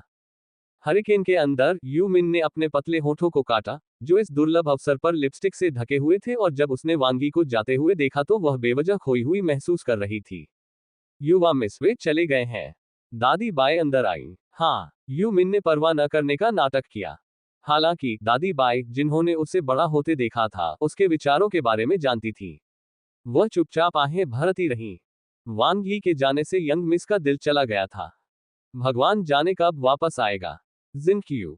विशाल अंतरिक्ष यान खाली था। वांग ये मुख्य नियंत्रण कक्ष में बैठा था, एक साथ कई पदों पर बैठा था। जब हम डैनहोन ग्रह पर पहुंचेंगे तो मुझे कुछ क्रू मेंबर नियुक्त करने चाहिए। हालांकि वांग ये कॉस्मिक लुटेरो जैसा काम नहीं करना चाहता था, फिर भी उसे कुछ बुनियादी क्रू मेंबर की जरूरत थी। उसे किसी ऐसे व्यक्ति को नियुक्त करना चाहिए जो अंतरिक्ष यान चला सके, कोई ऐसा व्यक्ति जो ब्रह्मांडीय अन्वेषण में कुशल हो, कोई ऐसा व्यक्ति जो अंतरिक्ष यान की मरम्मत कर सके, वगैरह। अन्यथा उसे मुख्य नियंत्रण कक्ष में ही बांध दिया जाएगा। जी जाजी, मुझे लगता है कि सिस्टम इन आपको बहुत याद करती है। लिंगलिंग अपनी नंगी गोरी पिंडलियों को हिलाते हुए मुख्य सीट पर बैठ गई। यूमिन संवेदनशील और मंचीय मित्रता है। वांग ये अभी भी नियंत्रण से खुद को परिचित कर रहा था। मुझे नहीं लगता कि ऐसा है। लिंगलिंग ने चंचलता से अपनी आंखें झपकाईं। अगर तुम थोड़ी और मेहनत करोगी तो शायद तुम सफल हो सकोगी। किसमें सफलता मिलेगी? हम अलग अलग रास्तों पर हैं, वांग ये ने मुस्कुराते हुए कहा। हम साथ मिलकर भी आगे नहीं बढ़ सकते। एक साथ काफी समय बिताने के बाद वे एक दूसरे के प्रति आकर्षित हो गए थे, इसलिए स्वाभाविक रूप से उनके मन में एक दूसरे के लिए कुछ भावनाएं भी होंगी। हालांकि अगर वे साथ रहना चाहते थे तो उन्हें कई समस्याओं का समाधान करना था। उदाहरण के लिए, यूमिन उसके साथ रहने के लिए पूरी हरिकेन पायरेट्स को नहीं छोड़ सकती थी। उनके लिए हरिकेन पायरेट्स में बने रहना भी असंभव था। Ads by pub future. तो तुम उसे ऐसे ही छोड़ दोगे? ये तुम्हारी आदत नहीं है। लिंगलिंग ने आंखें चौड़ी कर ली। मैं कैसा हूं? वांग ये आश्चर्यचकित था। क्या तुम्हें नहीं पता? नेंटे ने शिकायत की। वांग ये ने गपशप कर रहे दो लोगों की ओर देखा। ये भाग्य पर निर्भर करता है। अगर भाग्य ने साथ दिया तो हम भविष्य में फिर मिलेंगे। अभी के लिए हमारे कंधों पर बहुत बड़ा बोझ है। प्यार के लिए मेरे पास समय कैसे हो सकता है? तुम्हारे पहले से ही 2 रिश्ते हैं, नेंटे ने फिर शिकायत की। हम एक ब्रह्मांडीय वर्महोल में प्रवेश करने वाले हैं। तैयार रहो। वांग ये ने तुरंत विषय बदल दिया। दोनों तुरंत गंभीर हो गए। वे कई बार प्राकृतिक वर्महोल में प्रवेश कर चुके थे, लेकिन ये पहली बार था जब वे किसी ब्रह्मांडीय वर्महोल से गुजर रहे थे। चिंता मत करो, नेविगेशन जानकारी से पता चलता है कि ब्रह्मांडीय वर्महोल 18,000 प्रकाश वर्ष लंबा है। जिनक्यू पहले भी एक बार इसके माध्यम से जा चुका है। वांग ये ने जानकारी को देखा। एट नोवलबन एट 10,000 प्रकाश वर्ष से अधिक की दूरी पहले से ही एक लंबी दूरी का संक्रमण था, जो प्राकृतिक वर्महोल्स के दायरे से बाहर था। 18,000 प्रकाश वर्ष। आकाशगंगा का व्यास केवल 100,000 प्रकाश वर्ष था। यदि उन्हें सिल्वर कोर तक ले जाने वाला कोई छेद मिल जाए, तो वे अन्वेषण के सबसे भीतरी भाग तक तुरंत पहुंच सकेंगे। गड़गड़ाहट, गड़गड़ाहट, एड्स बाय पब फ्यूचर। अंतरिक्ष यान हिंसक रूप से हिल गया। शक्तिशाली स्थानिक दबाव ने जहाज के सुरक्षा कवच पर दबाव डाला। वांग ये मुख्य नियंत्रण कक्ष में संख्याओं और प्रतिशत परिवर्तन को घूरकर देख रहे थे। सुरक्षा कारक हरा ही रहा। हालांकि हंगामा बहुत बड़ा था, फिर भी खतरा नियंत्रण योग्य सीमा के भीतर था। लिंगलिंग और नानते थोड़े घबराए हुए थे। सौभाग्यवश जहाज का हिलना बहुत जल्दी बंद हो गया तथा आसपास के स्थान का दबाव कम हो गया। वे तुरंत ही ब्रह्मांडीय वर्महोल से बाहर निकलकर एक नई दुनिया में प्रवेश कर गए। ब्रह्मांडीय ताना सफल रहा है। वांग ये ने जल्दी से ऑपरेशन किया। उन्होंने निकटतम 6 तारा जीवन ग्रह डेनहोन ग्रह के निर्देशांक निर्धारित किए और फिर ऑटो पायलट को सक्रिय किया। वूश, जिनक्यू प्रकाश की गति से उड़ा और शीघ्रता से लक्ष्य के पास पहुंच गया। उन्हें अभी भी कुछ और मध्य दूरी वाले ब्रह्मांडीय वार्प्स की आवश्यकता होगी और साथ ही कई दर्जन कृत्रिम वर्महोल से होकर यात्रा करनी होगी। उन्हें वहां पहुंचने में लगभग 2 ब्रह्मांडीय दिन लगेंगे। हालांकि उसे इसकी चिंता करने की कोई जरूरत नहीं थी। मैंने सुना है कि डार्क एनर्जी स्तर के विशेषज्ञ अपने शरीर के साथ वर्महोल से गुजर सकते हैं। क्या ये सच है? नैंटे ने पूछा। अगर किसी का शरीर काफी मजबूत है तो यह कोई समस्या नहीं होनी चाहिए। मुख्य समस्या स्थानिक फाड़ है। अच्छे डार्क एनर्जी स्तर के उपकरणों की सुरक्षा के साथ, वांग ये ने कहा। उस स्तर पर कोई व्यक्ति ब्रह्मांडीय वर्महोल के फाड़ने वाले प्रभाव का विरोध करने में भी सक्षम होना चाहिए। Ads by pub future. बेशक वे ऐसा कर सकते हैं। ब्लैक होल स्तर के विशेषज्ञों को ब्लैक होल में प्रवेश करना होगा। स्थानिक विदारण का प्रतिरोध करने की उनकी क्षमता ब्रह्मांडीय वर्महोल के प्रभाव से कहीं ज्यादा है, लिंगलिंग ने कहा। केवल तभी जब कोई ब्लैक होल स्तर के शिखर पर होता है और पुनर्जन्म के चक्र को तोड़ना चाहता है, तो वह प्रवेश कर सकता है। उसके बाद केवल 2 संभावनाएं हैं, नैंटे ने कहा। या तो आप बच जाते हैं और अमर जीवन रूप बन जाते हैं, या आप ब्लैक होल में मर जाते हैं। मैंने इंटरनेट पर देखा कि ब्लैक होल स्तर के विशेषज्ञ की मृत्यु के बाद वह अपने पीछे एक काला क्षेत्र और एक सफेद क्षेत्र छोड़ जाता है। क्या ये सच है? लिंगलिंग ने उत्सुकता से पूछा। मैंने पहले कभी ऐसी जानकारी नहीं देखी। क्या तुम जानते हो, वांग ये? नानते ने पूछा। वांग ये ने सिर हिलाया। ये वास्तव में ब्लैक होल स्तर के विशेषज्ञ की आंतरिक दुनिया है।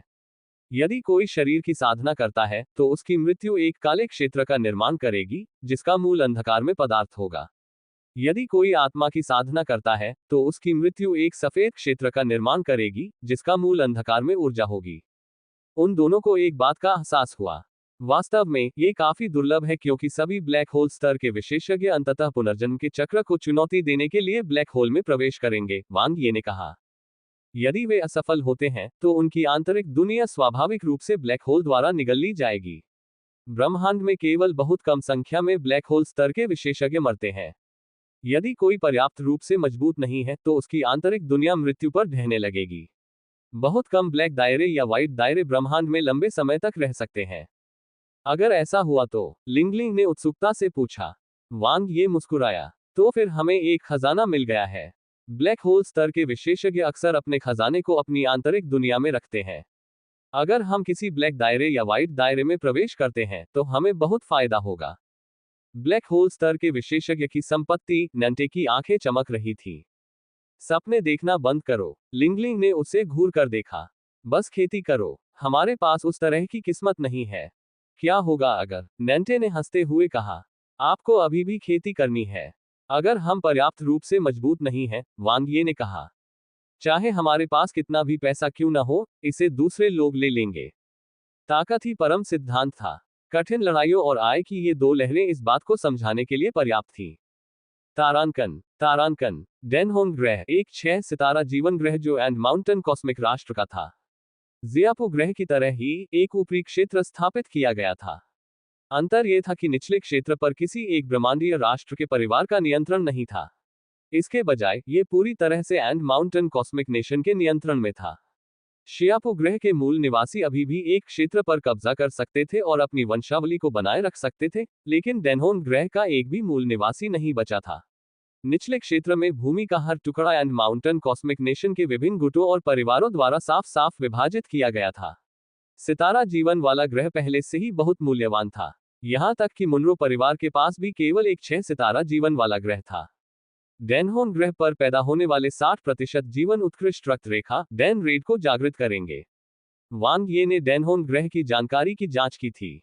यद्यपि ये द्वितीय श्रेणी की रक्त वंशावली में सबसे कमजोर थी, फिर भी यह काफी अच्छी थी। जागृति की 60% संभावना काफी अधिक थी। यहाँ के कई माता पिता ब्रह्मांडीय मानव थे जिन्होंने अपनी प्रतिभा को जागृत किया था, इसलिए उनकी संतानों में अक्सर प्रतिभा और रक्त वंश का एक आदर्श संयोजन होता था। नीले ग्रह पर मनुष्यों का कोई रक्त संबंध नहीं है। यहाँ तक कि मैं, जो योद्धाओं के मार्ग में माहिर हूँ, में भी जागृत प्रतिभा है, नेंटे ने कहा।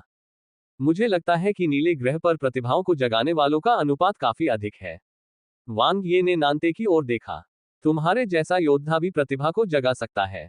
ये बात तो सही प्रतीत हुई। नानते खंडन नहीं कर सका। उन तीनों ने स्टार ट्रैवलर इन में 3 कमरे किराए पर लिए। इस बार कोई समय सीमा नहीं थी, इसलिए वे धीरे धीरे आगे बढ़ सकते थे। मैं मार्शल एक्सट्रीम डोजो देखने जाना चाहता हूँ। नानते अपनी आंखों में उत्साह नहीं छिपा सका। पिछली बार शियापू ग्रह पर वह मार्शल एक्सट्रीम डोजो में जाने में कामयाब नहीं हो पाया था, जिसका उसे कुछ अफसोस था। इस बार उसने नाम के शिष्य बनने के लिए परीक्षा देने की योजना बनाई। वह ब्रह्मांड के नंबर 1 योद्धा गुट की शक्ति का अनुभव करना चाहता था। मैं बेबेल के एबिलिटी टॉवर जा रहा हूँ, लिंगलिंग ने खुश होकर कहा। मेरे द्वारा उपकरणों से निपटने तक प्रतीक्षा करें, तब मैं आपको कुछ पैसे ट्रांसफर कर दूंगा। वांग ये पहले ही मानव आभासी ब्रह्मांड में मार्शल एक्सट्रीम डोजो और एबिलिटी टॉवर ऑफ बेबेल में जा चुका था, इसलिए उसे बहुत दिलचस्पी नहीं थी। वह मुख्य रूप से पैसा कमाने के लिए डेनहोन प्लेनेट आया था। वह अपने उपकरण और स्टारशिप को भी अपडेट करना चाहता था, फिर उसका मिशन पूरा हो जाएगा। तीनों अलग हो गए। ऊपरी क्षेत्र में सुरक्षा के बारे में चिंता करने की कोई आवश्यकता नहीं थी। वांग ये सबसे पहले एनोनिमस ट्रेडिंग सेंटर गए और लेवल 3 से नीचे के सभी डार्क एनर्जी स्तर के उपकरण बेच दिए। जहां तक लेवल 3 से ऊपर के डार्क एनर्जी स्तर के उपकरणों का सवाल है, वह उन्हें धीरे धीरे बेचेंगे। ये खास तौर पर सबसे मूल्यवान डार्क एनर्जी लेवल 5 हथियार एंजो सिल्वर स्पीयर के लिए था। उन्होंने इसे 8000 कॉस्मिक डॉलर में बिक्री के लिए रखा। आखिरकार ये 90% नया था। पिघलते बादल कवच 500 ब्रह्मांडीय डॉलर। डनहुआंग कवच 250 cosmic dollar. Mutant scattered blade 1000 cosmic dollar. Wang Ye ने उपकरणों को उनकी टूट फूट की मात्रा के आधार पर उनकी आरंभिक कीमत के 50% से 90% तक मूल्य पर बेचा। इन दोनों लड़ाइयों से उसने बहुत कुछ कमाया था। पहली लहर में उसे कम हथियार मिले थे और उसकी कीमत भी बहुत ज्यादा थी, जबकि दूसरी लहर में उसे बहुत सारे उपकरण सस्ते मिले थे। सभी उपकरणों को बिक्री के लिए रखने के बाद वांग ये ने तुरंत ही कॉस्मिक वॉर्प स्टारशिप और लड़ाकू जेट को भी बेच दिया। लड़ाकू जेट को 8000 कॉस्मिक डॉलर में बिक्री के लिए रखा गया था, जबकि स्टारशिप को 20000 कॉस्मिक डॉलर में बिक्री के लिए रखा गया था। ये सब करने के बाद उसने जिगोलो के सामान को संभाला। वे सभी प्राचीन गहने थे, ज्यादातर सजावट के सामान। कुछ विशेष सामग्री, स्मृति चिन्ह और विलासिता की वस्तुएं भी थीं। वे हर जगह थे, लेकिन कीमत कम नहीं थी। वे शायद हर अमीर महिला से मिले टिप थे जो मौज मस्ती करती थी। कुल राशि 1265.1 कॉस्मिक डॉलर है। ग्राहक सुपरवाइजर ने एक लंबी सूची निकाली और वांग यी को दिखाए। इसके बाद लेनदेन पूरा हो गया और पैसा उनके कार्ड में स्थानांतरित कर दिया गया। वांग ये ने नानते और लिंगलिंग को 100-100 कॉस्मिक डॉलर हस्तांतरित किए। पिछली बार तो उसने सारा पैसा खर्च कर दिया था। इस बार उनकी जेबें पहले से ज्यादा भरी हुई थीं। वैसे अगर मुझे चालक दल के सदस्यों की भर्ती करनी है तो मुझे कहाँ जाना चाहिए? वांग ये ने पूछा। सुपरवाइजर ने अभी अभी एक बड़ा व्यापारिक सौदा पूरा किया था, इसलिए वह गर्मजोशी से मुस्कुराया। 18 शीर्ष गुटों के प्रतिभाओं के निवासी के पास जाना सबसे अच्छा है। वहां सभी प्रकार की प्रतिभाएं हैं। उनके पास सभी प्रमाण पत्र हैं, लेकिन वेतन आमतौर पर अधिक होता है। अगली पसंद ह्यूमन अलायंस का ग्रेट रिक्रूटमेंट वेन्यू है। यह एक अव्यवस्थित जगह है जहां बहुत सारे लोग हैं। वहां कुछ छिपी हुई प्रतिभाएं भी हैं। वेतन कम है और खजाने ढूंढना आसान है। आखिरी विकल्प गुलाम फार्म है। वहां सभी प्रकार के गुलाम होते हैं और उनकी वफादारी अधिक होती है। ऐसे कई गुट हैं जो मानव गुलामों को बेचने में माहिर हैं और आप अक्सर कुछ मूल्यवान सामान पा सकते हैं। वांग ये ने सिर हिलाया। यह मुख्य रूप से इस बात पर निर्भर करता था कि उसकी जेब में कितने पैसे हैं। अगर मैं प्राचीन युद्ध क्षेत्र आकाशगंगा का पता लगाना चाहता हूं, तो किन चालक दल के सदस्यों की भर्ती की जानी चाहिए और किन लोगों की भर्ती के लिए मुझे अपना सर्वश्रेष्ठ प्रयास करना चाहिए? वांग ये ने पूछना जारी रखा। तुम्हारे दल में कितने लोग हैं? सुपरवाइजर ने मुस्कुराते हुए पूछा। 3। वे कितने मजबूत हैं? आपके पास किस तरह का स्टारशिप है? सुपरवाइजर ने फिर पूछा। Dark energy level cosmic warp starship, Wang Ye ने कहा। सुपरवाइजर ने सिर हिलाया। सबसे पहले आपको सभी मामलों को संभालने में मदद करने के लिए एक अनुभवी कमांडर की जरूरत है। यह सबसे महत्वपूर्ण बात है। एक कमांडर। वांग यी के दिमाग में सबसे पहले जो व्यक्ति आया वह बहादुर लाल बालों वाला यूमिन का चित्र था। यदि उन्हें चुनना हो तो वह निश्चित रूप से सर्वोत्तम उम्मीदवार होंगी। मेरा सुझाव है कि आप प्रतिभाओं के निवास पर जाकर एक को काम पर रखें और एक उचित अनुबंध पर हस्ताक्षर करें। प्रतिभाओं के निवासी के गांटर के रूप में आपको किसी भी गड़बड़ समस्या के बारे में चिंता करने की जरूरत नहीं है। गुलाम बाजार भी एक विकल्प है, लेकिन व्यावसायिकता का स्तर थोड़ा कम होगा। उन्नत कमांडर प्रमाण पत्र या उससे ऊपर के गुलामों को ढूंढना बहुत मुश्किल होगा। उन्नत कमांडर प्रमाण पत्र और उससे ऊपर। वांग ये ने नोट्स लिए। और क्या? जहां तक इंजीनियर और रखरखाव कर्मचारियों की बात है, दोनों को कम से कम उन्नत रैंक पर होना चाहिए। सुपरवाइजर ने आगे कहा। पायलटों और नाविकों के लिए, अगर उन्हें लड़ने के लिए स्टारशिप को नियंत्रित करने की आवश्यकता नहीं है, तो एक मध्यवर्ती पायलट काम करेगा। हालांकि मेरा सुझाव है कि आप एक अनुभवी नाविक खोजें, कोई दादी बाई जैसा। वांग यी ने अवचेतन रूप से प्रत्येक स्थिति की तुलना हरिकेन पायलट से की। बूढ़ा जी एक इंजीनियर था और उसके अधीन कई रखरखाव कर्मचारी थे। उन्हें बुनियादी काम माना जाता था। ये जरूरी है, सुपरवाइजर ने कहा। लंबी दूरी के अभियानों के लिए सहायकों, पर्यवेक्षकों, मॉनिटरों, रसद, रसोइयों, नौकरानियों, डॉक्टरों और इसी तरह के लोगों को काम पर रखने की भी सिफारिश की जाती है। ओह ठीक है, अगर व्यक्तिगत युद्ध कौशल अपर्याप्त है तो गार्ड को काम पर रखने या उच्च युद्धदास खरीदने की सिफारिश की जाती है। मैं समझ गया, धन्यवाद। वांग ये ने कमोबेश समझ लिया। किसी के पास जितना अधिक पैसा होगा, चालक दल की गुणवत्ता उतनी ही अधिक होगी। चलो पहले कमांडर से निपटते हैं। वांग ये टैलेंट के निवास पर नहीं गया। इसके बजाय वह असंख्य जाति गुलामी फार्म में चला गया। उसे अंतरिक्ष यान के कई मामलों को संभालने के लिए कमांडर की जरूरत नहीं थी। वफादारी सबसे महत्वपूर्ण थी। एक गुलाम से अधिक वफादार कौन हो सकता है? क्या कोई गुलाम जिसके पास एडवांस कमांडर का सर्टिफिकेट है? गुलाम मालिक ने अपना सिर खुजलाया। मेरे पास कोई नहीं है। आपको ऐसे किसी व्यक्ति की तलाश के लिए टैलेंट के निवास पर जाना पड़ सकता है। क्या ऐसा है? वांग ये को थोड़ा अफसोस हुआ।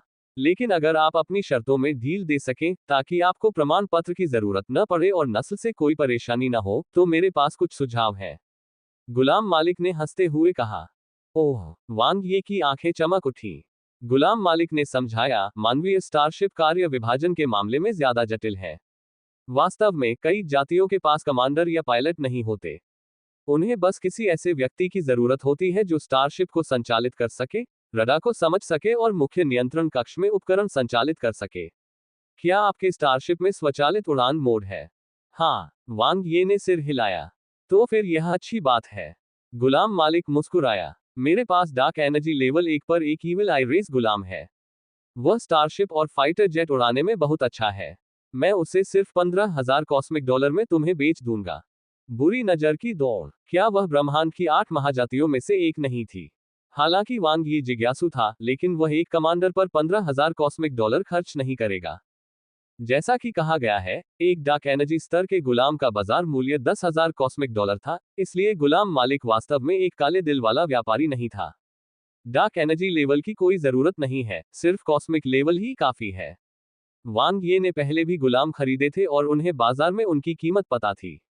कॉस्मिक लेवल 9 दासों और डार्क एनर्जी लेवल 1 दासों के बीच मूल्य का अंतर 100 गुना था। क्या आपको इसके लिए मनुष्य की आवश्यकता है? गुलाम मालिक ने मुस्कुराते हुए कहा। क्या आपने नहीं कहा था कि वहां कोई इंसान नहीं था? वांग ये ने पूछा। मेरे पास डार्क एनर्जी स्तर पर कुछ भी नहीं है। गुलाम मालिक ने ठहाका लगाया। वांग ये ने कहा, इसके लिए इंसान होने की जरूरत नहीं है। जब तक वे देखने में अच्छे लगते हैं, तब तक सब ठीक है। उनकी ताकत का स्तर भी महत्वपूर्ण नहीं है। उन्हें बस अच्छा और सस्ता होना चाहिए। सबसे महत्वपूर्ण बात यह है कि उनके पास कौशल होना चाहिए। ठीक है, इसे मुझ पर छोड़ दो। गुलाम मालिक ने जल्दी से 3 उम्मीदवारों को सामने लाया। वे क्रमशः हजार पंख वाली जाति, अग्नि ड्रैगन जाति और फ्रॉस्ट जाति से थे। वांग ये ने बीच में बड़े अग्नि ड्रैगन को देखा और शाप देने की एक अकथनीय इच्छा महसूस की। क्या वह आदमी अंतरिक्ष यान उड़ा सकता है? क्या वह उसे चलाते समय आग नहीं लगा देगा? तीसरा उम्मीदवार फ्रॉस्ट रेस का एक मजबूत युवक था। उसका शरीर छोटा लेकिन मजबूत था और वह दिखने में भी काफी अच्छा था, लेकिन उसकी घमंडी आंखों से एक अजीब तरह का विद्रोह झलक रहा था। चलो उसके साथ चलते हैं। वांग ये ने हजार पंख वाली जाति से महिला को चुना। उसकी शक्ल इंसान जैसी थी। उसका शरीर गोरा और पारदर्शी था और उसने बहुत कम कपड़े पहने थे। उसके पैर टहनियों की तरह पतले थे और उसके पंख तितली की तरह सुंदर थे। वह वजनहीन लग रही थी। एट नोबलबन एट ग्राहक, आपकी नजर बहुत अच्छी है। गुलाम मालिक ने उसे अंगूठा दिखाया और इस भाव से आंख मारी कि मैं आपकी बात समझता हूं। अगर आपको ये किस्म चाहिए तो आपको पहले ही बता देना चाहिए था। किस प्रकार का? वांग ये ने उसकी ओर देखा। उन्होंने पहले भी इसकी सिफारिश नहीं की थी। जब वे बातचीत कर रहे थे तो वांग ये को अचानक एक संदेश मिला और उसकी आंखें चमक उठी। सबसे महंगा जिनक्यू बेचा गया था, 20,000 कॉस्मिक डॉलर। वह अमीर था। आपका नाम क्या है? वांग ये ने पूछा। मेरा नाम आ शेंग है, सर। मतलब अनंत जीवन। बगल में खड़े फ्रॉस्ट जाति के युवक ने उत्तर दिया। क्या मैंने आपसे पूछा था? वांग ये ने मन ही मन कहा। वांग ये ने उसकी ओर देखा। मेरा नाम बायु लिंग कियानसुई हेकियोंगडोंग अनिलुलु है, हजार पंख जाति की महिला ने विनम्रतापूर्वक कहा। लुल्लू है ना? वांग ये ने कहा। हजार पंख वाली जाति की महिला ने हिचकिचाते हुए सिर हिलाया। आप क्या कर सकते हैं? वांग ये ने फिर पूछा। मैं जानता हूं कि स्टारशिप कैसे उड़ाई जाती है, सर। मैं स्टारशिप की मरम्मत भी कर सकता हूं, लड़ सकता हूं और काम भी कर सकता हूं। फ्रॉस्ट जाति के युवक आ शेंग ने उत्तर दिया। मैं कुछ भी कर सकता हूं। वह बहुत ठंडा लग रहा था, लेकिन उसका मुंह बिल्कुल भी खाली नहीं था। मुझे ड्राइविंग और नेविगेशन के बारे में थोड़ा बहुत पता है, 1000 फेदर रेस की महिला ने झिझकते हुए कहा। और क्या? वांग ये ने उसे घूर कर देखा। सर, मैं कर सकता हूं, आ शेंग ने एक बार फिर उत्सुकता से उत्तर दिया। चुप रहो। वांग ये के शब्दों से उसका गला भर आया। Ads by pub future. यह आदमी बहुत बकबक करने वाला था। एट नोबलबन एट हजार पंख वाली जाति की महिला ने डरते डरते अपना सिर नीचे किया और कहा, मैं भी लोगों की सेवा कर सकती हूँ। क्या वह इसके बारे में पूछ रहा था? वांग ही असहाय था। गुलाम मालिक ने अपने हाथों को कप में भरकर हंसते हुए कहा। शायद आपको यह नहीं पता होगा, लेकिन हजार पंख वाली नस्ल की सभी महिलाएं बेहतरीन होती हैं। उनके शरीर पारदर्शी होते हैं और वे सुडौल होती हैं। मैं गारंटी देता हूं कि आप उनका विरोध नहीं कर पाएंगे। यह असली है। अगर वह नकली है तो मैं आपको 10 गुना कीमत दूंगा। क्या वह ऐसा व्यक्ति था? सौभाग्य से लिंगलिंग वहां नहीं था, अन्यथा फिर से गलतफहमी हो जाती। वांग ये ने आशेंग की ओर देखा और अपनी भौहें उठाकर उसे और अधिक कहने का संकेत दिया। चूंकि वह इतना योग्य था, इसलिए उसे अपना परिचय देना जारी रखना चाहिए। क्या वह अभी बहुत बातूनी नहीं था? वह अब चुप क्यों था? हजार पंख वाली जाति की स्त्री उसकी सेवा कर सकती थी, लेकिन वह क्या कर सकता था? वांग ये की जलती हुई निगाहों को महसूस करते हुए ऑल शेंग कांप उठा और तुरंत बोला, सर, जब आप और लुलू सेक्स करेंगे तो मैं आपको शांत करने में मदद कर सकता हूँ। मैं आपको रहस्य रखने में भी मदद कर सकता हूँ। मैं आपको अन्य जातियों की खूबसूरत लड़कियों को पकड़ने में भी मदद कर सकता हूँ, सर। शांत हो जाओ। इस बात को एक तरफ रख दे तो इस बिगड़ेल लड़के में नौकर बनने की उत्कृष्ट योग्यता थी। यह सुनकर लुलू का चेहरा पीला पड़ गया और उसने अपने पंख मोड़ लिए। वांग ये ने और शेंग की ओर देखा, फिर गुलाम मालिक की ओर मुड़ा। मैं इसे भी ले लूंगा। 2 के लिए कितना? गुलाम मालिक ने एक चापलूसी भरी मुस्कान प्रकट की और कहा, वे दोनों कॉस्मिक स्तर 9 के गुलाम हैं। 1000 फेदर रेस की महिला 50 कॉस्मिक डॉलर की है और फ्रॉस्ट रेस का युवक 55 कॉस्मिक डॉलर का है। Ads by pub future. Cosmic level 9 के गुलामों की बाजार कीमत 40 कॉस्मिक डॉलर थी। दोनों ही थोड़े महंगे थे। वह अधिक महंगा क्यों है? वांग ये ने आशेंग की ओर इशारा किया। वह लड़ सकता है। फ्रॉस्ट जाति में ज्यादा मजबूत जीवन शक्ति होती है, गुलाम मालिक ने प्रशंसा की। उनकी युद्ध क्षमता आमतौर पर उसी स्तर के कॉस्मिक लाइफ फॉर्म से ज्यादा मजबूत होती है। इसके अलावा, वो बहुत युवा है और उसमें बहुत क्षमता है। उसके पास भविष्य में डार्क एनर्जी स्तर तक पहुंचने का मौका है। मेरी गांठ तोड़ दो। यह एक बहुत बड़ा झूठ था। यदि वह बच्चा सचमुच डार्क एनर्जी स्तर तक पहुंच सकता है, तो क्या गुलाम मालिक उसे बाद में बेचने के लिए अपने पास नहीं रखेगा? आखिरकार डार्क एनर्जी लेवल एक गुलाम का बाजार मूल्य 10,000 कॉस्मिक डॉलर था। बकवास बंद करो, मैं इन दोनों को 100 कॉस्मिक डॉलर में ले लूंगा, वांग ये ने कहा। सब गुलाम मालिक हिचकिचाया। वांग ये ने उसकी ओर देखा। इसके अलावा मुझे ब्रह्मांडीय स्तर 6, 7 और 8 दानव और शैतान जाति के दासों का एक समूह तैयार करने में मदद करें। आप मुझे कितनी छूट दे सकते हैं? आपका बजट कितना है? गुलाम मालिक की आंखें चमक उठी। लगभग 10,000 कॉस्मिक डॉलर, वांग ये ने कहा। 98% छूट, गुलाम मालिक ने जल्दी से कहा। मैं द्वितीयक मानव गुटों से खरीदूंगा। वांग ये पलटा और चला गया। 96% छूट नहीं, 95% छूट, मालिक। वे आपको एक साथ इतने सारे गुलाम नहीं दे सकते। केवल मेरे पास ही हैं, गुलाम मालिक ने तुरंत कहा। मुझे मूल्य सूची दे दो, वांग ये ने कहा। जी श्रीमान। सौदा हो गया। Ads by pub future. Wang Ye ने सबसे पहले लुलू और आशेंग नामक 2 ब्रह्मांडीय स्तर 9 दासों को खरीदा। थाउजेंड फेदर जाति के सदस्य जन्मजात योग्यताओं के साथ पैदा होते थे, जबकि फ्रॉस्ट जाति में अधिकांशतः योद्धा होते थे। उन्होंने अपने स्वामी को पहचानने की प्रक्रिया पूरी करने के लिए उन्हें दास चिन्ह दिए। वे दोनों लड़ने में सक्षम थे और काफी व्यवहारिक भी थे। लुलू अंतरिक्ष यान चला सकता था, उसे अंतरिक्ष अन्वेषण का अनुभव था और वह नेविगेशन पढ़ सकता था। ये काफी था। जहां तक आशेन की बात है, हालांकि वह घमंडी और अनियंत्रित दिखता था, लेकिन उसके अंदर जीवित रहने की तीव्र इच्छा थी। वह हर तरह की चीजों को जानता था और एक अच्छा नौकर था। वह जानता था कि चीजों को कैसे करना है, इसलिए वांग ये उसे काफी पसंद करता था। पायलट और रखरखाव कर्मियों के साथ चालक दल का काम लगभग पूरा हो चुका था। प्रतिभाओं के निवास से पेशेवरों को नियुक्त करने की कोई आवश्यकता नहीं थी। आखिरकार वह एक छोटी नाव थी और इतनी सारी प्रतिभाओं को जुटाने में सक्षम नहीं थी। इसके अलावा पेशेवरों को काम पर रखना पैसे को बर्बाद करने जैसा था। यह पूरी तरह से मूल्यह्रास करने वाला था। वह किसी तरह से गुलामों के साथ भी समझौता कर सकता था, और यह और भी अधिक लाभदायक होता यदि गुलाम डार्क एनर्जी स्तर तक पहुंच जाता, हालांकि इसकी संभावना बहुत कम थी। दास मालिक आमतौर पर पहले दास की क्षमता का परीक्षण करते थे। अगर उनमें उच्च स्टार क्षमता होती थी, तो वे दासों को बेचने से पहले उनका पालन पोषण करते थे। सड़क पर चलते हुए वांग ये काफी आकर्षक लग रहा था, क्योंकि उसके पीछे चल रहे लुलू और ऑलशिंग इंसान नहीं थे। वे किसी भी संबद्ध नस्ल से नहीं थे। आज के समय में, यदि किसी के पास ब्रह्मांडीय स्तर 9 के 2 दास हों, तो उन्हें ब्रह्मांड में संपन्न माना जा सकता है, भले ही वे अमीर न हो। वे जियूतियान हेवी इंडस्ट्री कंपनी की ओर बढ़े। जिनक्यू और साथ ही डार्क एनर्जी लेवल 3 उपकरणों के बिखरे हुए टुकड़ों को बेचने के बाद, वांग ये के पास अब अपने कार्ड में 22,208 कॉस्मिक डॉलर थे। उसके पास कुछ बचत भी थी। 10,000 कॉस्मिक डॉलर की मूल कीमत के साथ एक मानक कॉस्मिक वॉर्प स्टारशिप खरीदने का समय आ गया है। वांग ये ने कुछ संशोधन किए और कुछ बैकअप ऊर्जा स्रोत भी खरीदे। इस प्रकार उन्होंने कुल मिलाकर 12,000 कॉस्मिक डॉलर खर्च किए। इसका मुख्य उद्देश्य रडार के प्रदर्शन को बेहतर बनाना था, जो खोजकर्ताओं के लिए सबसे महत्वपूर्ण हिस्सा था। जहां तक हथियारों की बात है, तो उसकी बहुत ज्यादा मांग नहीं थी। वह न तो कोई अंतरिक्ष यात्री था और न ही कोई अंतरिक्ष समुद्री डाकू, इसलिए उसे अंतरिक्ष यान के बीच ज्यादा लड़ाइयों का सामना नहीं करना पड़ा। इसके अलावा हथियार संशोधन प्रक्रिया का मुख्य हिस्सा थे, जिसकी कोई ऊपरी सीमा नहीं थी। 10,000 कॉस्मिक डॉलर का निवेश करना केवल एक छोटी राशि होगी, जो उसे मानक स्टारशिप को धमकाने की अनुमति दे सकती है।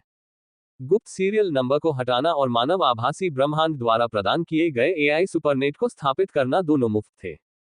कोई अंतरिक्ष यान किसी परिवार को बेचा जाता था, तो उसमें परिवार से संबंधित कुछ चीजें होती थी, लेकिन यदि वह किसी व्यक्ति को बेचा जाता था, तो उसमें मूलतः वही चीजें होती थी, जो शुरू में उसमें लगाई गई थी। जमा राशि का भुगतान करने के बाद, वांग यी ने लुलू और आशेन के लिए जियूतियान हेवी इंडस्ट्री कंपनी में रहने की व्यवस्था की। वे स्टारशिप के संशोधनों के लिए प्रतीक्षा करते हुए सीखेंगे। दोनों गुलामों में से एक ने पहले कभी मानव स्टारशिप नहीं चलाई थी, और दूसरे ने पहले कभी मानव स्टारशिप की मरम्मत नहीं की थी। दोनों को कड़ी मेहनत से पढ़ाई करने की जरूरत थी। वांग ये फिर दिव्य हथियार स्वर्गीय शस्त्रागार में गया, जो 18 शीर्ष गुटों में से एक है। यह मुख्य रूप से उच्च गुणवत्ता वाले डार्क एनर्जी स्तर के उपकरणों पर केंद्रित था। वह अब एक उन्नत कॉस्मिक लाइफ फॉर्म था, जिसका मतलब था कि वह सभी डार्क एनर्जी लेवल 3 उपकरणों का उपयोग कर सकता था। उसे कुछ समय के लिए उनका उपयोग भी करना होगा। यद्यपि असीमित हथियार अच्छे थे, लेकिन वे बहुत महंगे थे और लागत प्रभावी नहीं थे। सबसे सस्ता असीमित डार्क एनर्जी स्तर 4 उपकरण 1000 कॉस्मिक डॉलर से अधिक का था, जबकि कई अन्य उपकरणों की कीमत दसियों हजार डॉलर थी।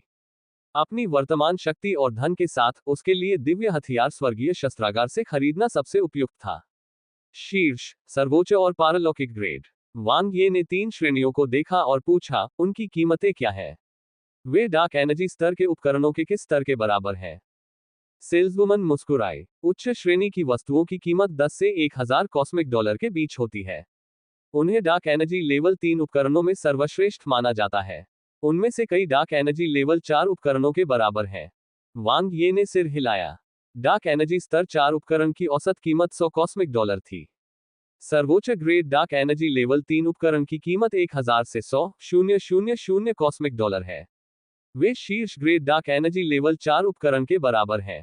Transcendent grade dark energy level 3 उपकरण की कीमत 100,000 कॉस्मिक डॉलर से ज्यादा है। हालांकि हमारे यहाँ उनमें से बहुत ज्यादा नहीं है। अगर आपको उनकी जरूरत है तो हम उन्हें आपके लिए ऑर्डर कर सकते हैं और जल्द से जल्द डिलीवर कर सकते हैं।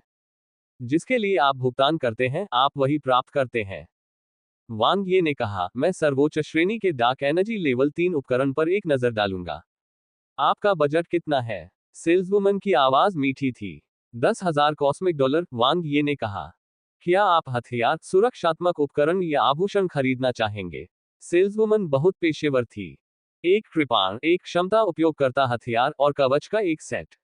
ये 3 आवश्यक है। बाकी के लिए हम देखेंगे, वांग ये ने कहा। कृपया इस तरफ आए, सर। सेल्सवुमन ने तुरंत वांग ये को चुनने के लिए VR स्पेस में ले गई। Ads by pub future. VR space में दिव्य हथियार स्वर्गीय शस्त्रागार में डार्क एनर्जी स्तर के उपकरणों का सबसे पूरा सेट था। चमकीले वाले स्टॉक में थे और उन्हें सीधे खरीदा जा सकता था। मंद वाले स्टॉक में नहीं थे और उन्हें डिलीवर करने की आवश्यकता थी। वर्गीकरण बहुत विस्तृत था। वांग यी ने सबसे पहले अपनी कृपाण चुनी। यही उसकी नींव थी। सर, क्या आपको ऐसी कृपाण चाहिए जिसमें शक्ति हो, ऐसी कृपाण जो आपकी युद्ध क्षमता को बढ़ा सके, या ऐसी कृपाण चाहिए जिसमें विशेष प्रभाव हो? सेल्सवुमन ने पूछा। एक ने निचली सीमा बढ़ा दी, एक ने ऊपरी सीमा बढ़ा दी, और एक विशेष प्रकार का था। वे सभी अलग अलग जरूरतों वाले ग्राहकों के लिए उपयुक्त थे। एक कृपाण जो मेरी युद्ध क्षमता को बढ़ा सके। मुझे एक ऐसे हथियार की जरूरत है जो डार्क एनर्जी स्तर के दुश्मनों से मुकाबला कर सके। वांग ये ने खुलकर कहा। ब्रह्मांडीय स्तर के दुश्मनों के खिलाफ उसे हथियार का उपयोग करने की भी आवश्यकता नहीं पड़ी। सेल्सवुमन ने सिर हिलाया। क्या मैं पूछ सकती हूँ कि क्या आप युद्ध ऊर्जा, स्थानिक नियंत्रण, भौतिक शरीर क्षमता संयोजन या कृपाण तकनीक में कुशल है? लड़ाकू ऊर्जा, स्थानिक नियंत्रण और क्षमता संयोजन। वांग ये थोड़ा हैरान था। दिव्य शस्त्र स्वर्गीय शस्त्रागार वास्तव में उपकरण बेचना जानता था। इस पहलू में हुआनयू चैम्बर ऑफ कॉमर्स पूरी तरह से हीन था। सेल्सवुमन ने सिर हिलाया। अगर आपको अभी भी एक क्षमता उपयोगकर्ता हथियार खरीदने की जरूरत है, तो मेरा सुझाव है कि आप एक उन्नत कृपाण या एक ऐसा चुने जो आपको लड़ाकू ऊर्जा और स्थानिक नियंत्रण को मुक्त करने की अनुमति देता है। जरूर, वांग ये ने सिर हिलाया। स्वूश, स्वूश, स्वूश। उसके सामने 3 कृपाणें प्रकट हुई। 9 शार्प कृपाण, 2500 कॉस्मिक डॉलर, रहस्यमय उत्कीर्णन की 9 परतें। लड़ाकू ऊर्जा का प्रत्येक चरण एक परत को सक्रिय कर सकता है। इसका लाभ इसकी विस्फोटक शक्ति है, जो इसे लड़ाकू ऊर्जा में उच्च उपलब्धियों वाले योद्धाओं के लिए उपयुक्त बनाती है। इसका नुकसान यह है कि यह बहुत तेज है और आसानी से टूट सकता है, खासकर रहस्यमय उत्कीर्णन की सभी 9 परतों के सक्रिय होने के बाद। 0 यम कृपाण, 3600 ब्रह्मांडीय डॉलर, रहस्यमय उत्कीर्णन की 4 परतें। रहस्यमय उत्कीर्णन की प्रत्येक परत न केवल स्थानिक नियंत्रण को बढ़ाती है, बल्कि विशेष स्थानिक हमले के प्रभाव भी देती है। इसका लाभ यह है कि यह कई प्रकार के हमलों को अंजाम दे सकता है, जिससे यह उच्च स्थानिक उपलब्धियों वाले योद्धाओं के लिए उपयुक्त हो जाता है। नुकसान यह है कि विस्फोटक शक्ति मजबूत नहीं है, और उपयोगकर्ता की लड़ाकू क्षमता बढ़ाने में इसकी ऊपरी सीमा अधिक नहीं है। क्लाउड नेबुला कृपाण, 5000 कॉस्मिक डॉलर, रहस्यमय उत्कीर्णन की 6 परतें। रहस्यमय उत्कीर्णन की प्रत्येक परत विस्फोटक हमले का एक चरण है, जो इसे कमजोर युद्ध तकनीकों लेकिन उच्च क्षेत्रों वाले योद्धाओं के लिए उपयुक्त बनाता है। इसका लाभ यह है कि इसके हमले विस्फोटक हैं और ऊपरी और निचली सीमाएं खराब नहीं है। नुकसान यह है कि सीखने की लागत है और यह इस कृपाण तक सीमित है। आपने जो जानकारी दी है उसके अनुसार इन 3 कृपाणों की आपसे सबसे ज्यादा अनुकूलता है। ये सभी 85% से ज्यादा हैं, सेल्सवुमन ने मुस्कुराते हुए कहा। वांग ये ने सिर हिलाया। उन्होंने सबसे पहले क्लाउड नेबुला सेबर को खारिज कर दिया। इसका कीमत से कोई लेना देना नहीं था। मुख्य बात सीखने की लागत थी। वह 9 शार्प सेबर और 0 यम सेबर के बीच उलझन में था। दोनों ही उच्च गुणवत्ता वाले डार्क एनर्जी लेवल 4 हथियारों के बराबर थे। एक में ज्यादा शक्तिशाली विस्फोटक शक्ति थी, जबकि दूसरे में अनुप्रयोगों की एक विस्तृत श्रृंखला थी। 9 तीक्ष्ण कृपाण। वांग ये ने जल्दी से निर्णय लिया। ऐसी स्थिति में जहां बजट अपर्याप्त था और दोनों के बीच अंतर न्यूनतम था, सस्ती वाली को प्राथमिकता दी गई। सबसे महत्वपूर्ण बात यह थी कि 9 तीक्ष्ण कृपाण की ऊपरी सीमा 0 यम कृपाण से अधिक थी। Ads by pub future. 9 sharp sabre चुनने के बाद वांग ये ने थंडरक्लाउड 4 ट्रांसफॉर्मेशन सेबर चुना, जो एक आकार बदलने की क्षमता वाला उपयोगकर्ता सेबर है। उच्च विस्फोटक 9 शार्प सेबर से भिन्न, थंडरक्लाउड 4 ट्रांसफॉर्मेशन सेबर विविधता और अनुकूलनशीलता पर केंद्रित था, जिससे यह उसकी विभिन्न क्षमताओं के साथ बहुत अनुकूल था। मूल्य $3200 कॉस्मिक डॉलर। दोनों हथियारों की कीमत $5700 कॉस्मिक डॉलर थी। उसके बाद वांग ये ने अपने उपकरणों का पूरा सेट बदल दिया, जिसमें लड़ाकू जूते भी शामिल थे। उसने एक मानक सेट चुना, ब्रह्मा उपकरण सेट, जो एक शुद्ध रक्षात्मक सेट था। उन्होंने फैंसी युद्ध सूट या जूते नहीं चुने। आखिरकार उन्हें अपने कवच के लिए बहुत सारे काम करने की जरूरत नहीं थी। उन्होंने रक्षा और स्थायित्व को प्राथमिकता दी। ब्रह्मा उपकरण सेट बहुत साधारण था, लेकिन इसकी रक्षात्मक शक्ति लगभग डार्क एनर्जी लेवल 5 उपकरण के बराबर थी। ये खुद की मरम्मत भी कर सकता था, जिससे वह बहुत संतुष्ट था। मूल्य $3000 कॉस्मिक डॉलर। तीनों टुकड़े खरीदने के बाद उन्होंने कुल $8700 कॉस्मिक डॉलर खर्च किए। अंततः वांग यी ने एक ऐसी क्षमता उपयोगकर्ता सहायक वस्तु चुनी जो आक्रमण और बचाव दोनों कर सकती थी, वह थी सी-रिंग। हमलों के संदर्भ में यह उसके संघनन मंत्र के चरण को बढ़ा सकता है, साथ ही साथ उसकी इच्छाशक्ति और नियंत्रण में सुधार कर सकता है। रक्षा के संदर्भ में यह उसके मानस की रक्षा कर सकता है, उसकी इच्छाशक्ति की सुरक्षा बढ़ा सकता है, साथ ही मानसिक नियंत्रण और आत्मा कांपने वाले मंत्र को रोक सकता है। इसकी कीमत $1300 कॉस्मिक डॉलर थी। आप वास्तव में एक उत्कृष्ट विक्रेता हैं। वीआर स्पेस छोड़ने के बाद वांग ये ने भुगतान किया और भावुक होकर आह भरी। उन्होंने ठीक 10,000 कॉस्मिक डॉलर खर्च किए थे। अगली बार हमारे पास जरूर आना। सेल्सवुमन ने मुस्कुराते हुए विनम्रता से सिर झुकाया। वांग ये ने नया उपकरण पहन लिया। पहले से मौजूद डार्क एनर्जी स्तर के उपकरणों को बैकअप के रूप में रखा गया था। अपने लाल कार्ड पर नजर डालने पर पता चला कि उसके पास 10,000 कॉस्मिक डॉलर से भी कम धनराशि बची थी। ऐसा मुख्य रूप से इसलिए हुआ क्योंकि स्टारशिप अभी तक डिलीवर नहीं हुई थी। एक बार पूरा भुगतान हो जाने के बाद उसके पास शायद सिर्फ कुछ हजार ही बचेंगे। बेनामी ट्रेडिंग सेंटर में उपकरण अभी भी धीरे धीरे बेचे जा रहे थे। वांग ये जल्दी में नहीं था। इसके बाद वह ऊपरी क्षेत्र में विभिन्न दास प्रबंधन गुटों के पास गया। उप शीर्ष गुटों और द्वितीयक मानव गुटों के पास सभी गुलाम फार्म थे। डेनहोन ग्रह पर, जो एक 6 सितारा जीवन ग्रह था, पैमाना ज़्यापू ग्रह की तुलना में बहुत बड़ा था। हालांकि दासों की उनकी वर्तमान आवश्यकता बहुत अधिक थी। Ads by pub future. आखिरकार वह पहले से ही ब्रह्मांडीय स्तर 7 पर था। निम्न स्तर के दासों से उसे मिलने वाले संभावित अंक बहुत कम हो गए। उन्होंने राक्षस जाति और शैतान जाति के दासों के बाजार मूल्य और उनसे प्राप्त होने वाले संभावित अंकों के आधार पर तुलना की। एक कॉस्मिक लेवल 5 गुलाम की कीमत 200 मिलियन स्टार पॉइंट होगी, जो 2 कॉस्मिक डॉलर के बराबर है। वह एक को मारने से 10,000 संभावित पॉइंट प्राप्त कर सकता है। कॉस्मिक स्तर 6 दास 3 कॉस्मिक डॉलर 35,000 संभावित अंक। कॉस्मिक स्तर 7 दास 10 कॉस्मिक डॉलर 70,000 संभावित अंक। कॉस्मिक स्तर 8 दास 20 कॉस्मिक डॉलर 120,000 संभावित अंक। कॉस्मिक स्तर 9 दास 40 कॉस्मिक डॉलर 180,000 संभावित अंक। एक पीक लेवल 9 स्लेव की कीमत 100 कॉस्मिक डॉलर होगी और एक डार्क एनर्जी लेवल 1 स्लेव की कीमत 10,000 कॉस्मिक डॉलर होगी। कीमत से प्रदर्शन अनुपात अधिक नहीं था, इसलिए उसे उनकी आवश्यकता नहीं थी। वर्तमान में सबसे अधिक मूल्य वाले दास कॉस्मिक स्तर 6 के दास थे। एक कॉस्मिक डॉलर के औसत से वह करीब 12,000 संभावित अंक प्राप्त कर सकता था। अगला था कॉस्मिक स्तर 7 के दास, जिसमें एक कॉस्मिक डॉलर 7,000 संभावित अंकों में परिवर्तित होता था। इसके बाद कॉस्मिक स्तर 8, 5 और 9 दास आए। एट नोबलबन एट वांग ये ने जल्दी से ऊपरी क्षेत्र के बाजार में राक्षस जाति और शैतान जाति के दासों के बीच जाकर एक बजट बनाया। मूलतः वह उन सभी को खरीद सकता था। शुरू में ब्रह्मांडीय स्तर के दास बहुत ज्यादा नहीं थे। आखिरकार डेनहोन ग्रह सिर्फ 6 सितारा जीवन वाले ग्रह पर था। इसके अलावा स्तरों और जातियों पर भी प्रतिबंध थे। उन सबको खरीदे $7,600 कॉस्मिक डॉलर। वांग यी ने दास फॉर्मों में दासों को तुरंत मार डाला। संभावित अर्जित अंक 51.68 मिलियन, शेष 1.65 मिलियन संभावित अंक जोड़ने पर कुल 55.53 मिलियन संभावित अंक हुए। बहुत बढ़िया फसल। इसमें मायरीड रेस स्लेवरी फार्म के दास शामिल नहीं थे। इस बार वांग यी ने अनुमान लगाया कि वह 100 मिलियन से अधिक संभावित अंक जमा कर सकता है। वह स्टार ट्रैवलर इन में वापस आ गया। दरवाजा बंद करने के बाद उसने अपना इंटरफेस खोला। संभावित अंकों की संख्या को देखते हुए वांग यी का दिल तेजी से धड़क रहा था। वह तुरंत अपनी ताकत बढ़ाने के लिए एकांतवास में चले गए, जिसकी शुरुआत प्रतिभा उन्नयन से हुई। क्या आप अपनी प्रतिभा को उन्नत करने के लिए 10,000 संभावित अंक खर्च करना चाहते हैं? पुनरुत्थान। हाँ।